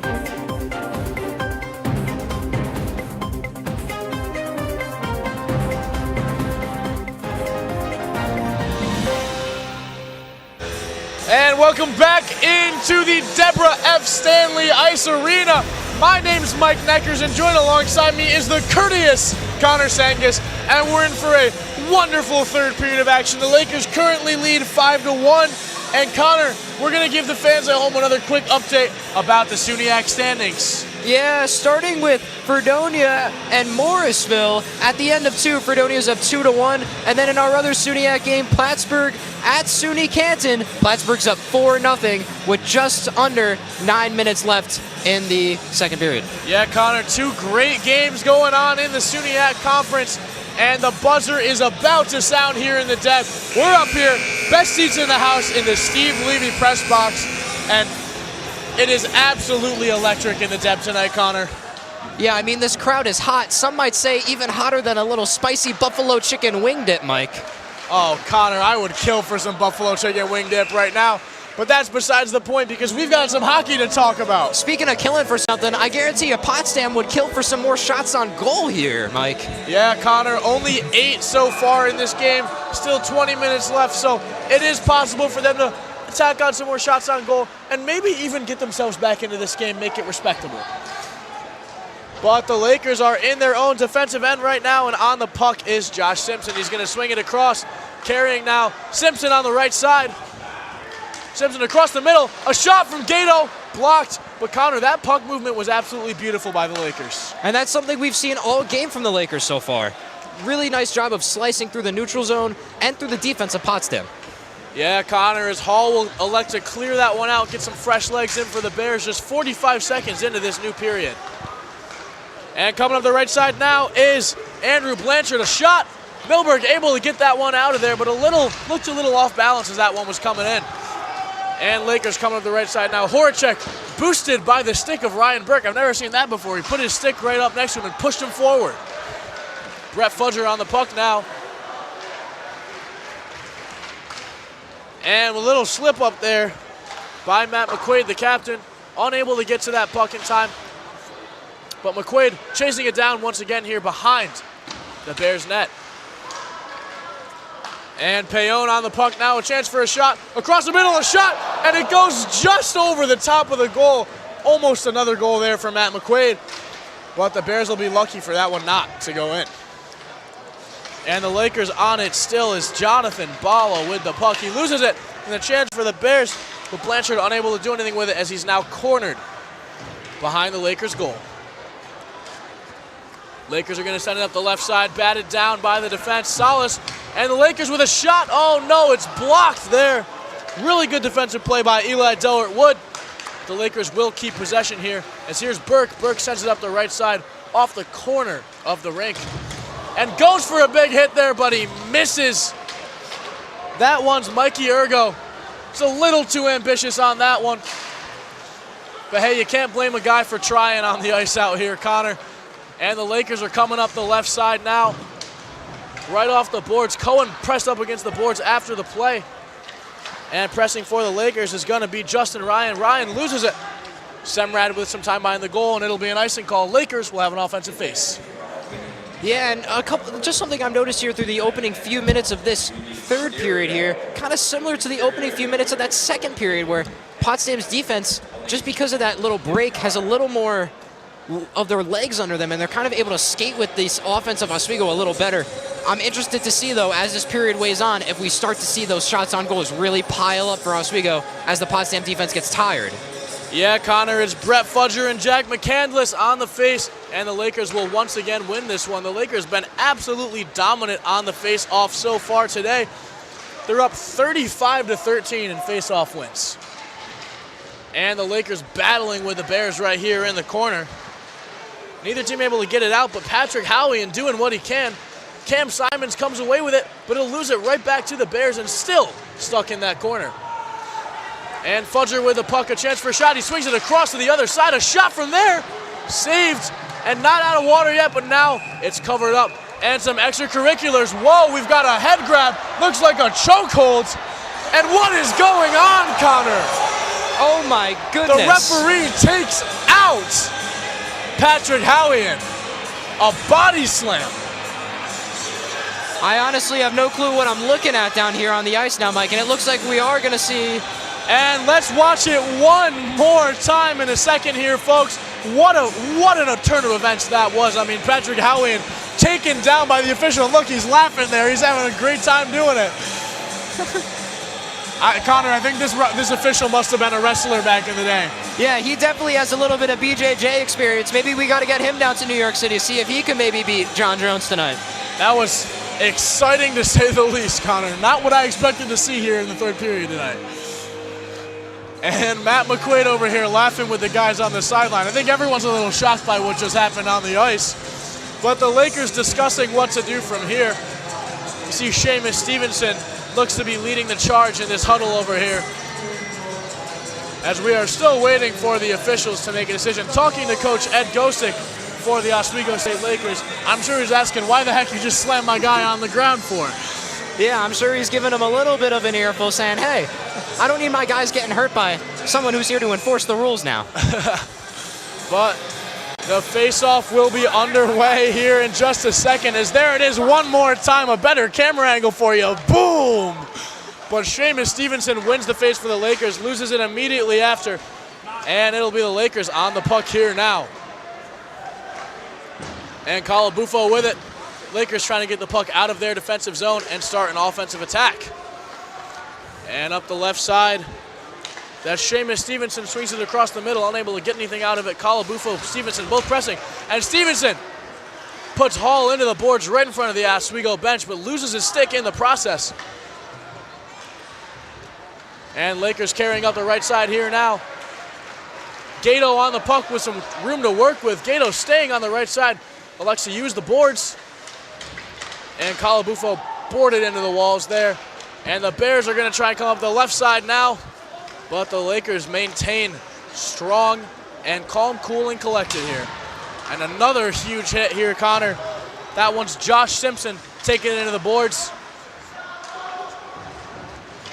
And Connor, kind of like we saw in the second period, things have started out, I don't want to say slow, but that press that we saw from the Lakers is not here right now. Yeah, no, I mean, Potsdam, throughout these opening 5 minutes of both the second and the third period, have looked a lot better. The game's looked a lot more competitive. Oswego has only been able to register 3 shots on goal through these opening 5 minutes, and there's an icing call as we're going to have an offensive zone faceoff for Oswego here.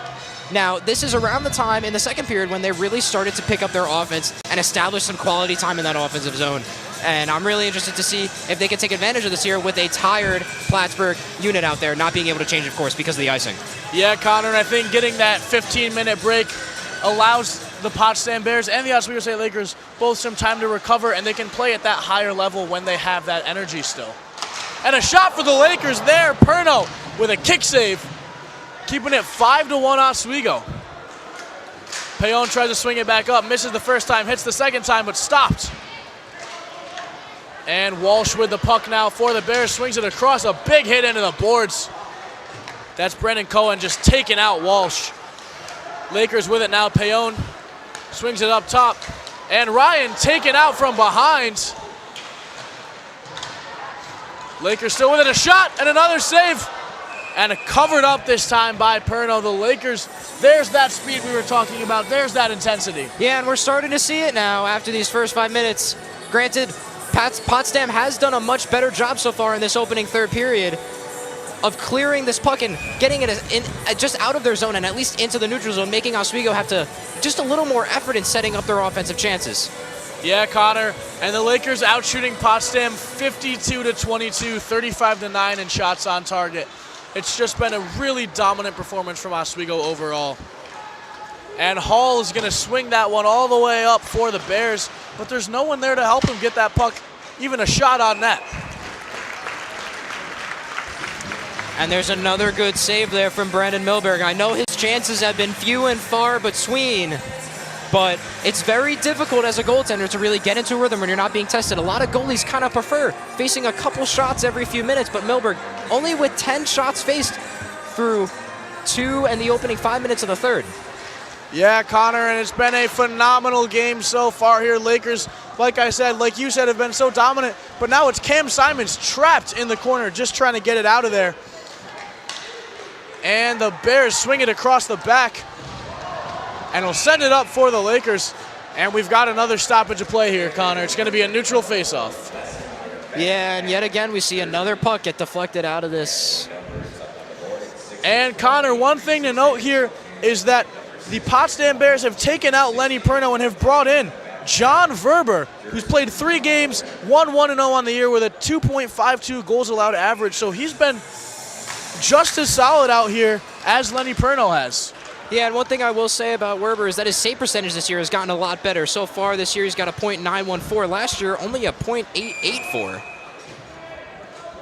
Yeah, Connor, and another stoppage as another puck comes flying into the stands over here. That's the 4th one this game. It's got to be something going on. It's no coincidence. Yeah, I think it's just with the way these teams are trying to clear the puck, kind of flicking it into the air. A lot more fluttering pucks tonight than we normally see here at the Deb. And the Lakers backtracking now. Gato misses the puck there, but Lakers still on defense.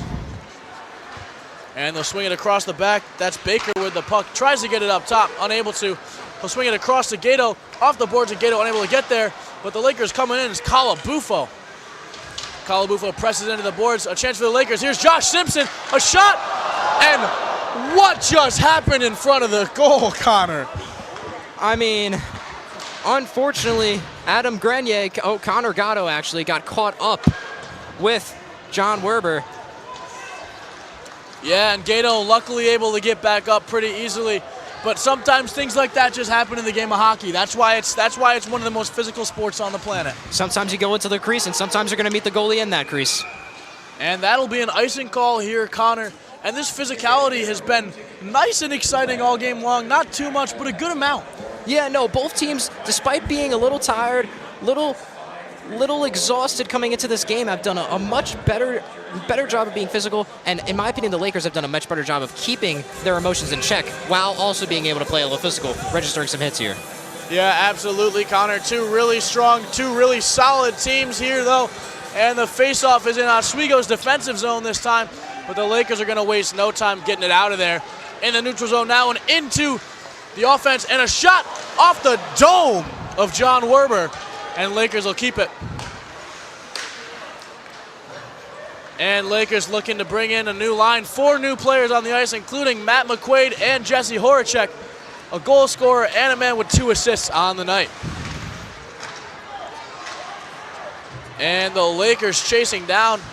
But the Bears with an opportunity here, unable to get a shot really on the net. But they have a presence more this period in front of the Lakers net so far. And Milberg's going to cover that one up. It'll be another face in favor of the Bears. That's an easy save there for Milberg. And one thing I want to talk about here is just how much better conditioned the Oswego Lakers have looked compared to their counterpart, the Potsdam Bears. I mean, both teams coming into this game on back-to-backs, but if I gave you no information about this game before seeing it, I guarantee you'd probably assume that Potsdam was coming in off a back-to-back, but you might assume Oswego hasn't played in a week with how fast they're flying around this ice. Yeah, Connor, and one of the nice things about this Oswego team is they have a lot of guys. I mean, half of the guys that we're seeing on the ice today weren't even playing in the Plattsburgh game yesterday.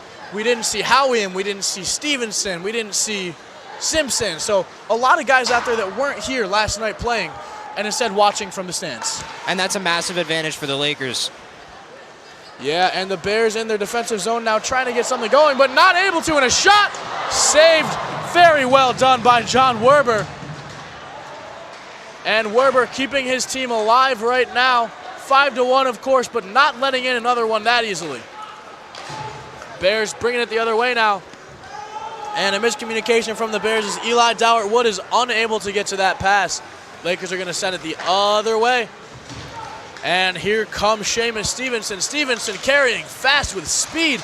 Cohen tries a shot, can't get there. Stevenson being pressed up against the boards by a player who has lost his stick. And here come the Bears the other way. Coming up the left side is Quesnel, but he loses it. And a shot nowhere near the goal there by the Bears. That was Mason Hohen. Lakers will look to take it the other way, but the Bears still on top of things, and that will slow things down a little bit as Drake Semrad gets a chance to reset. Semrad up the left side, and he's going to find a teammate up there. That's Cam Simons on the puck. Simons gets it to Fudger. Fudger swings it across. Stevenson chasing down the puck. Is he going to get there? Howie and Will, but he's going to turn it over. Here come the Bears the other way. 1-on-1 with two trailing. A shot, and that's going to go up into the netting for another neutral face-off here, Connor.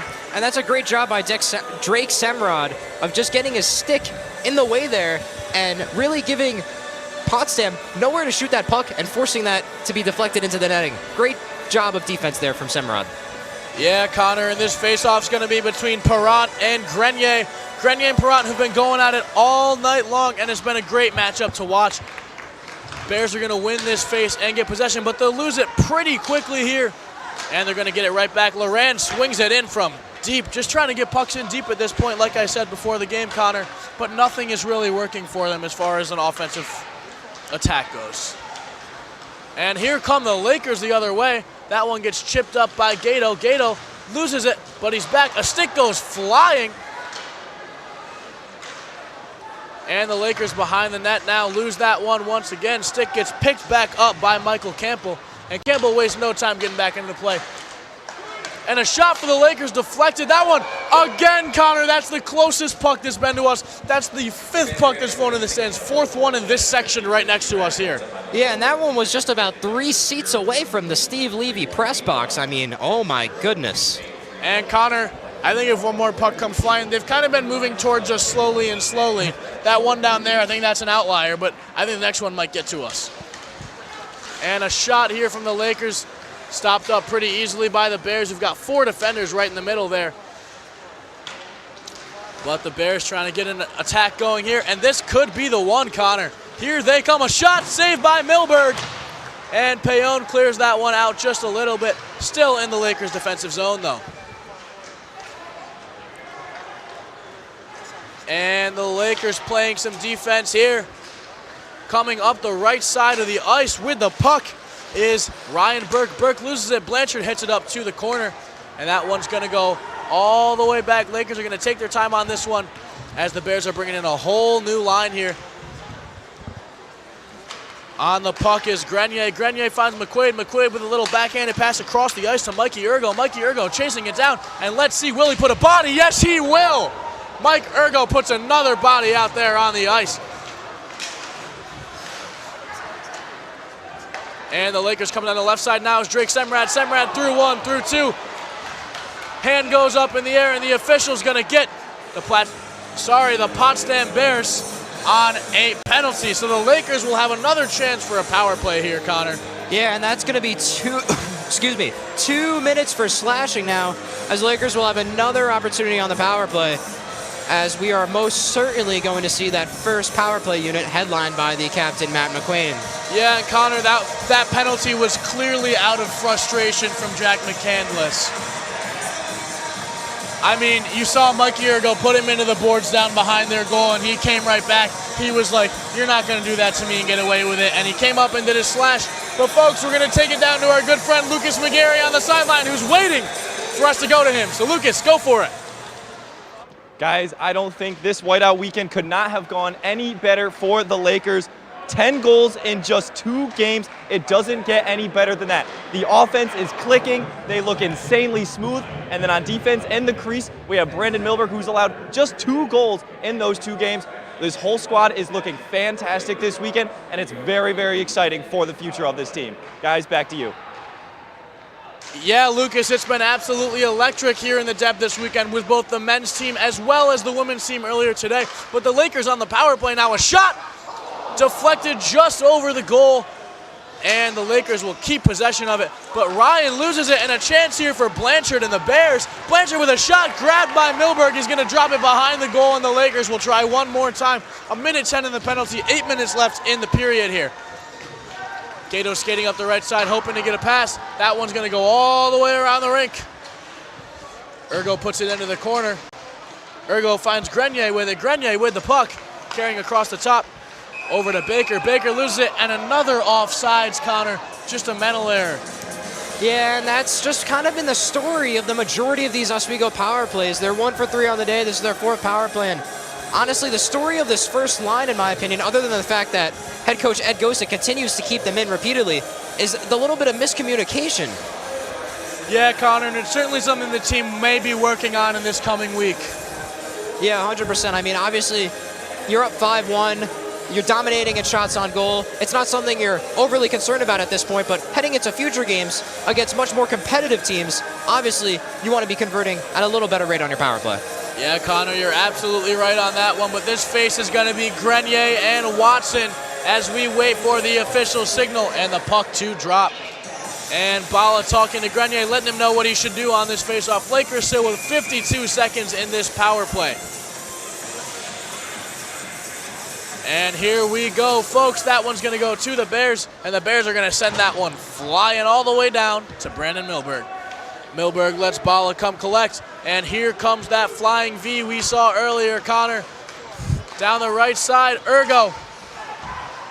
Back to Bala. Bala swings it across, ready for a shot. There it is, and a huge save once again. This time, John Werber again with a kick save puts that one into the netting. John Werber really showing the improvement that he made from his junior to senior season here, as he's been tested early and he's been tested often. One of the hardest things for a goalie is coming into a game when you aren't starting. Yeah, Connor, we'll take a look at that replay. A nice kick save, puts it into the netting, and just beautifully done by Werber. But the Bears now taking it the other way, and Horacek unable to control that one. 20 seconds now on the penalty, and the Lakers may get one last opportunity on this power play. Ergo with the puck, swings it over to Horacek. Horacek tries to get it back to Ergo, but the Bears are going to clear that one down to Milberg once again. And that will do it for the power play with 5 seconds left. The Lakers, not enough time to start an attack, but they're going to try one here, see if they can catch McCabe on the back end of his return to full strength. And the Bears are going to go straight for a substitution here.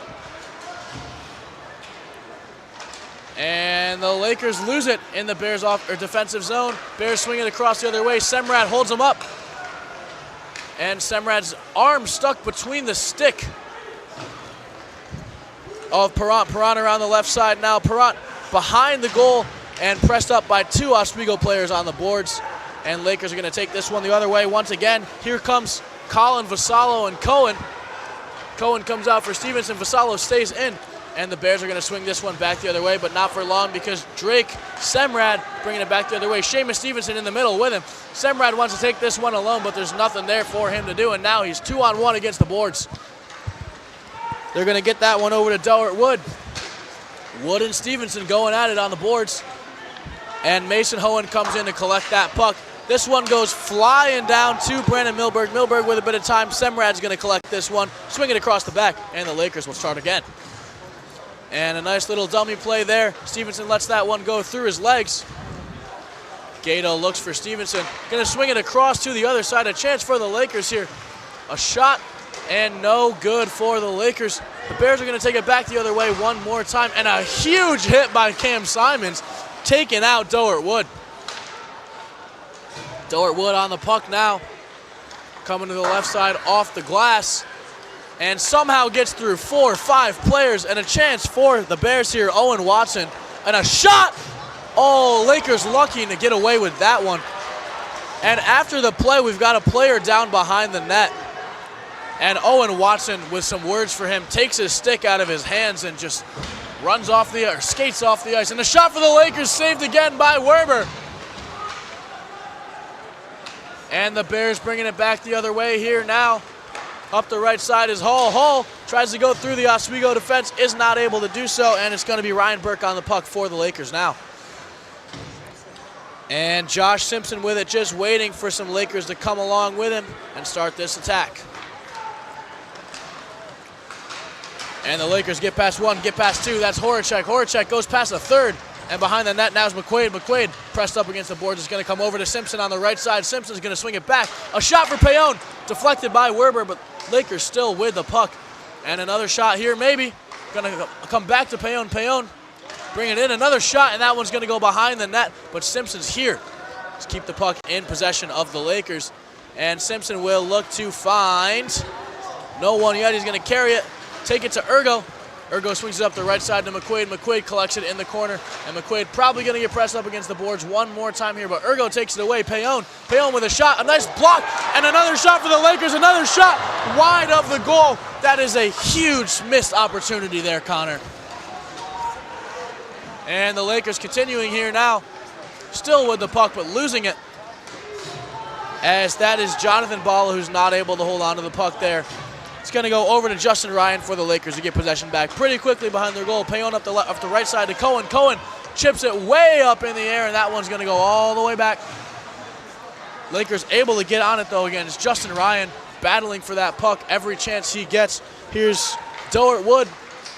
Wood swings it up to a teammate, and the Bears are coming down. Lakers the other way. Balla gets that one out of there. Cohen on the puck now. Cohen swings it across to Payon. Payon still with it. Gets it across the middle. A shot for the Lakers, maybe. No, really well defended there by the Potsdam Bears, as that's Michael Campbell, who's not giving them anything for free. And a chance for the Bears, but not much power on that shot. Really well defended there by Cam Simons. And one thing to notice there in that last little sequence is just how Oswego again is now getting that extended pressure in that Potsdam zone. It took them a little longer to finally establish that. Now with there only being a couple minutes left in the period, we really started to notice it around the 5-minute mark, I would say. But it's really been the story of the game. Just the ability to set up shop and stay there. Yeah, Connor, I mean, 41 shots on target is not something you see very often in a game of hockey, especially not with 3 minutes left in the third period. And here's Howian with a shot and a goal for Howian out of nowhere, Connor, a deep one, and Werber did not follow that puck at all. Yeah, Werber had no idea where that puck was, and that's kind of just a sitting duck lazy shot. That's one that when he watches on tape, he's going to be very upset with himself. Not too fast, not in a difficult location. It just gets right by him there. And Howian, I'm sure, ecstatic, as that is his first goal as an Oswego State Laker. The fans are loving it. The Lakers make it 6-1.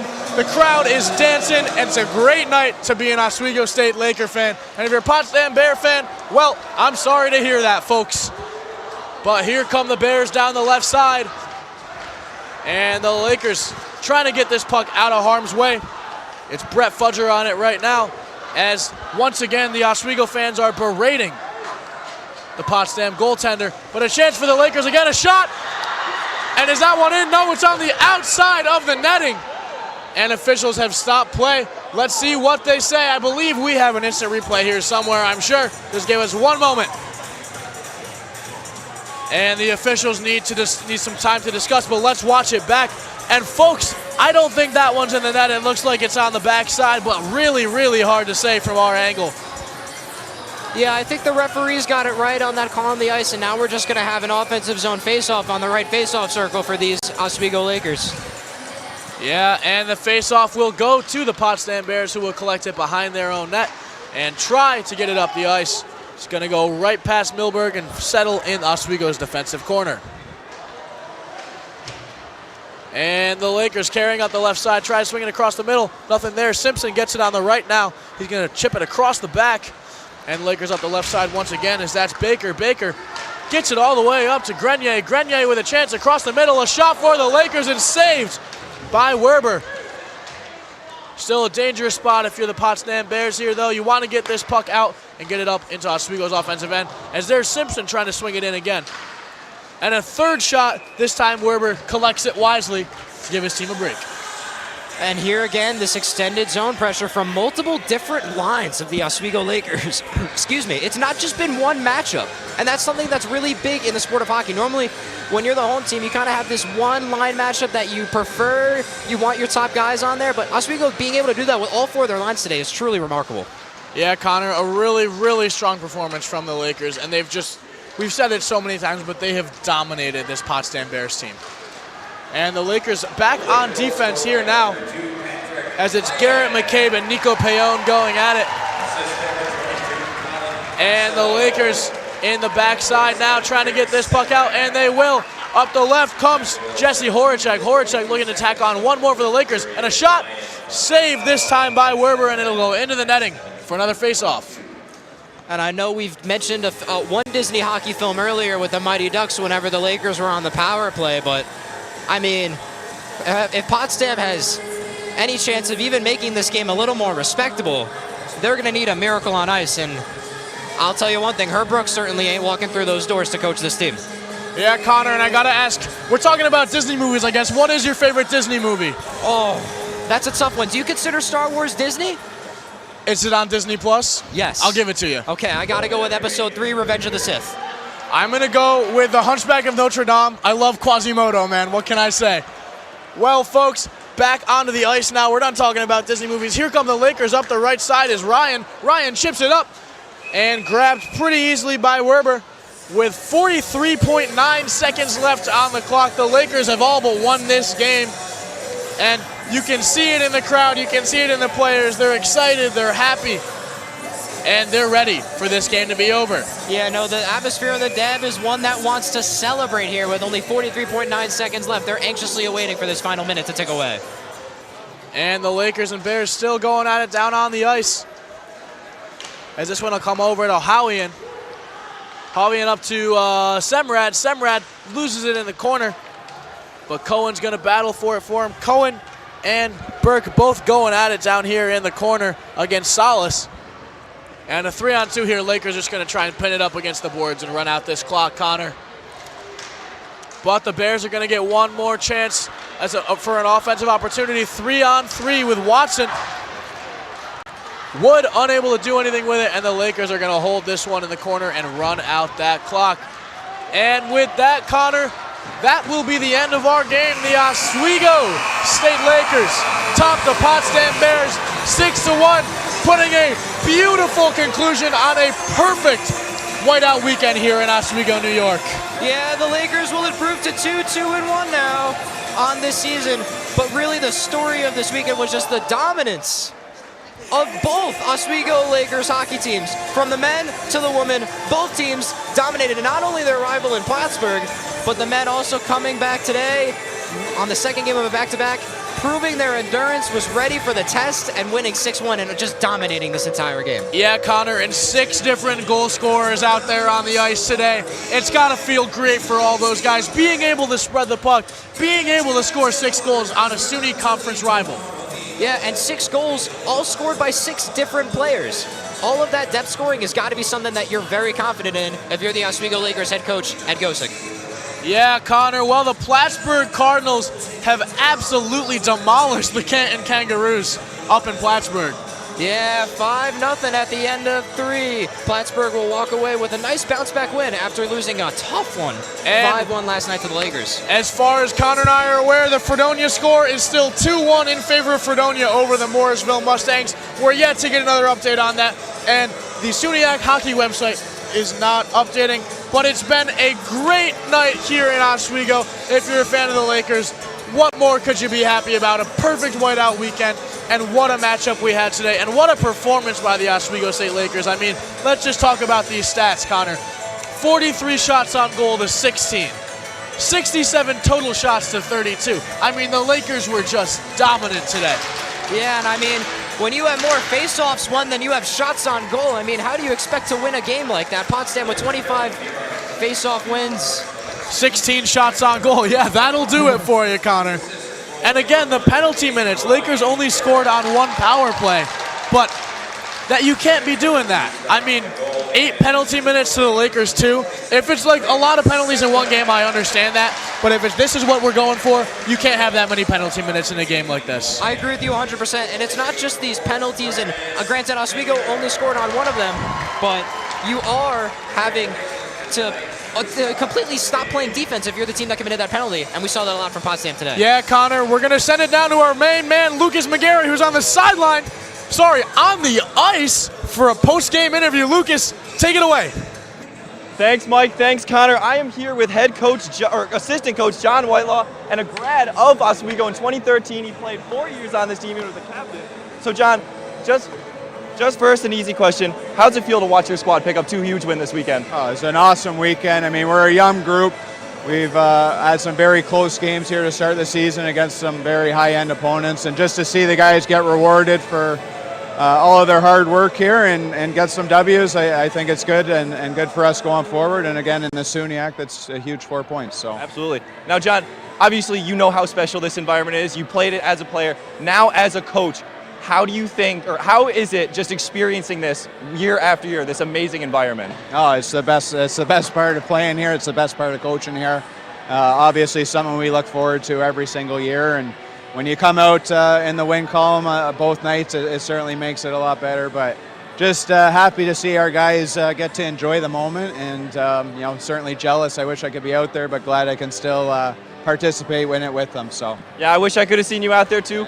But your squad, they had a little bit of a rough start this season, but after a huge weekend, Leslie, you saw 11 goals in just 2 games. How does it feel, or how do you think the momentum changes going forward for the rest of this season? Yeah, it's just, I mean, it's cliche, but we're just trusting our process, and our process is just getting better each and every day, doing what we do and doing it well. And I think, again, this weekend was kind of an example of you get rewarded when you stick with it, and that's what the guys did, and they got rewarded on the scoreboard, and again with the 2 wins. So we're very happy, but not satisfied. It's not going to get any easier going forward, and continue to push here. So thank you, John. I appreciate it very much. Assistant coach John Whitelaw. Guys, that is it for me. I'll send it back up to you.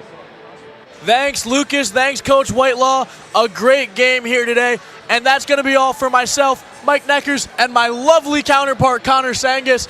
Everyone, stick around for the post-game show up on the perch, where it'll be Chris DeLuca, Carter O'Brien, Madeline Cummings, and I believe Lucas McGarry is going to be joining them. But that's all for us. So everyone, have a great night.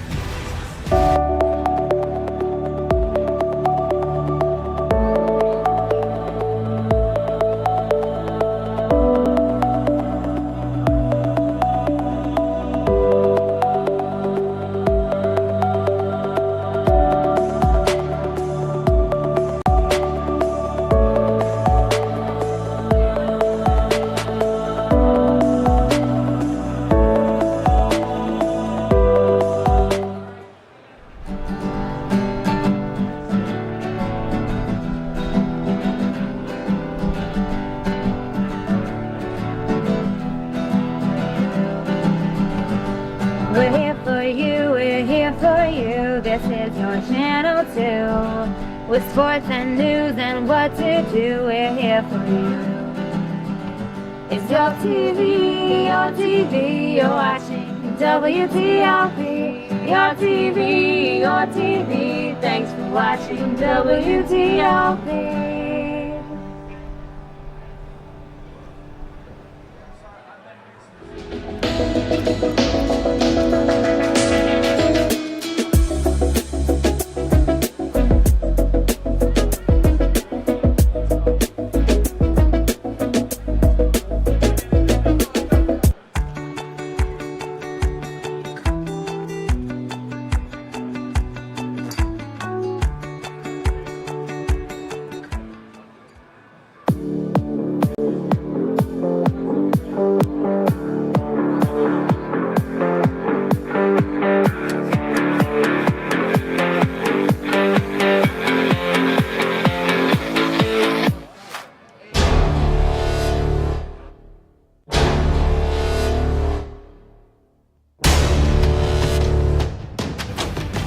And welcome back to the perch in the Deborah F. Stanley Ice Hockey Arena. I'm your host, Chris DeLuca, alongside Carter O'Brien, Madeline Cummings, and now Lucas McGarry. Lucas, how did you think of the game down there? I had the best seat in the house. I was right down there next to the ice. It was awesome. I got to watch 6 different goals for Oswego. It was a great game.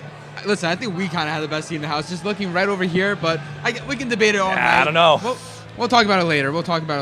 But overall, great weekend if you're a Laker fan here, right? Yeah, definitely. It's a great weekend to be a Laker fan. They had 3 3 incredible wins, landslides. Well, not with the women's. The women's was a close one, but the men's hockey team. They had to keep us honest. Yes, You know, the men's were yes. spoiling us. The women's had to keep us on our seats, but that was a great weekend overall. Absolutely. Starting with that Plattsburgh game, I mean, that was just a thriller, if you ask me. 5-1 win over the Plattsburgh Cardinals for our men's hockey team here. I mean, what a performance first by that. And then after that, going to the women's game today, 3-2 shootout victory after being down 2-0 like the last 5 minutes of the game.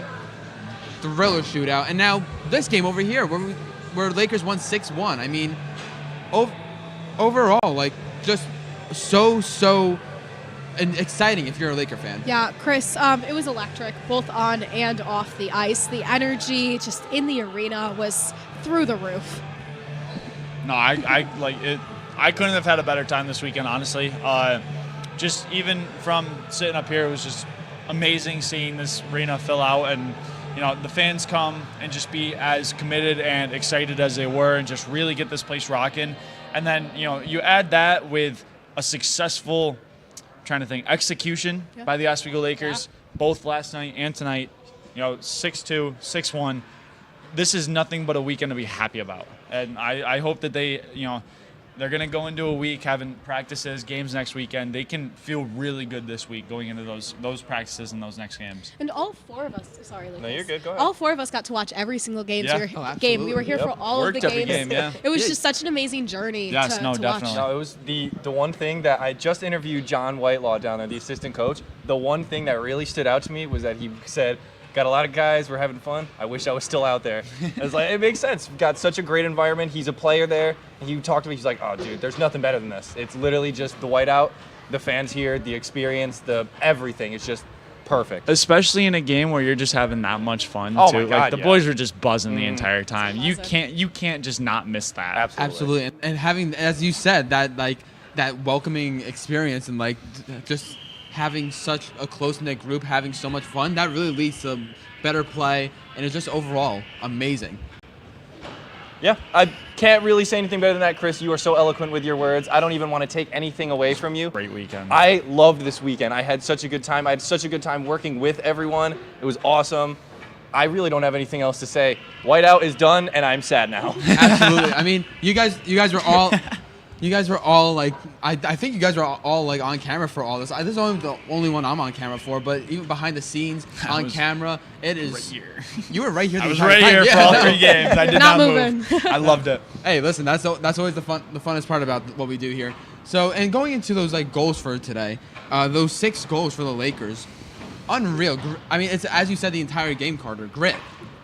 That's just nothing but grit. That was a grit, grind, and just gong show of a hockey game, honestly. They played the best hockey they possibly could, and they shoved it right down Plattsburgh and Potsdam's throats. And like I've said before, this is nothing but a weekend to be happy about for the Lakers. Yeah, no, the Lakers had some devastating losses under their belts. So it was really, it was just so, it felt so good. The energy in the arena, seeing them make that comeback. They have the new players. They're working it out. They're figuring it out. They're finding how they gel together, how they fit, and just the energy. Unbeatable. And might I add, that's a 2-0 start to SUNY play too. Absolutely. With again 2 SUNY games coming up next weekend. That's a huge start. Yeah, it's basically the perfect way you want to end Whiteout. I think exactly what Madeline just said. They're still getting better. They're young. So I think what Whitelaw just said to me was that it's a cliche, just trust the process. That is what's happening right now. They are trusting the process, and their trust is working because they are finally clicking. I saw it for the first time this weekend. They just were going so smooth. They just seemed to be a one cohesive unit, which we really hadn't seen from them beforehand. I was thinking that watching this third period, I was like, Lucas has been saying chemistry all weekend, and this game, these boys finally looked like they had some chemistry, and that was so much fun to watch. They were reading each other's minds. It was amazing. Exactly. They started playing more of the. Let me get my words together. I can't. It's been a long day, long weekend. Oh my goodness, we're all losing it. It's been so good. What I was trying to say was they started playing less as individuals and more as a team, Yes, and that's just definitely. something you really want to see. And also, while we're talking about that team, Milberg complete stud the entire weekend, has been standing tall on his head, being a brick wall for these Lakers here. Yeah, nothing more you can say about it. 2 goals in 2 games, that's it. And one of them I think was a power play goal. So really just a great job for him. And I'm looking forward with a lot of excitement and anticipation for the rest of this Lakers season. On both sides, men and women. Mm-hmm. Oh, absolutely. And with that women's team, I mean, I wanted to say this before. I think I forgot about it. This weekend, the men's team feeling like they're due for a win, and the women's team wanting to keep going with that undefeated streak, finally gets. I think it did end up counting as a tie for the SUNY. Yes, it counts as a tie. It's a win for bragging rights, but officially on the record it is a tie, unfortunately. Which But is okay. Still undefeated. It's still good. Still undefeated. Exactly. Not a single loss. record. 4-0-1, baby. With 5 minutes left, they were down 2-0.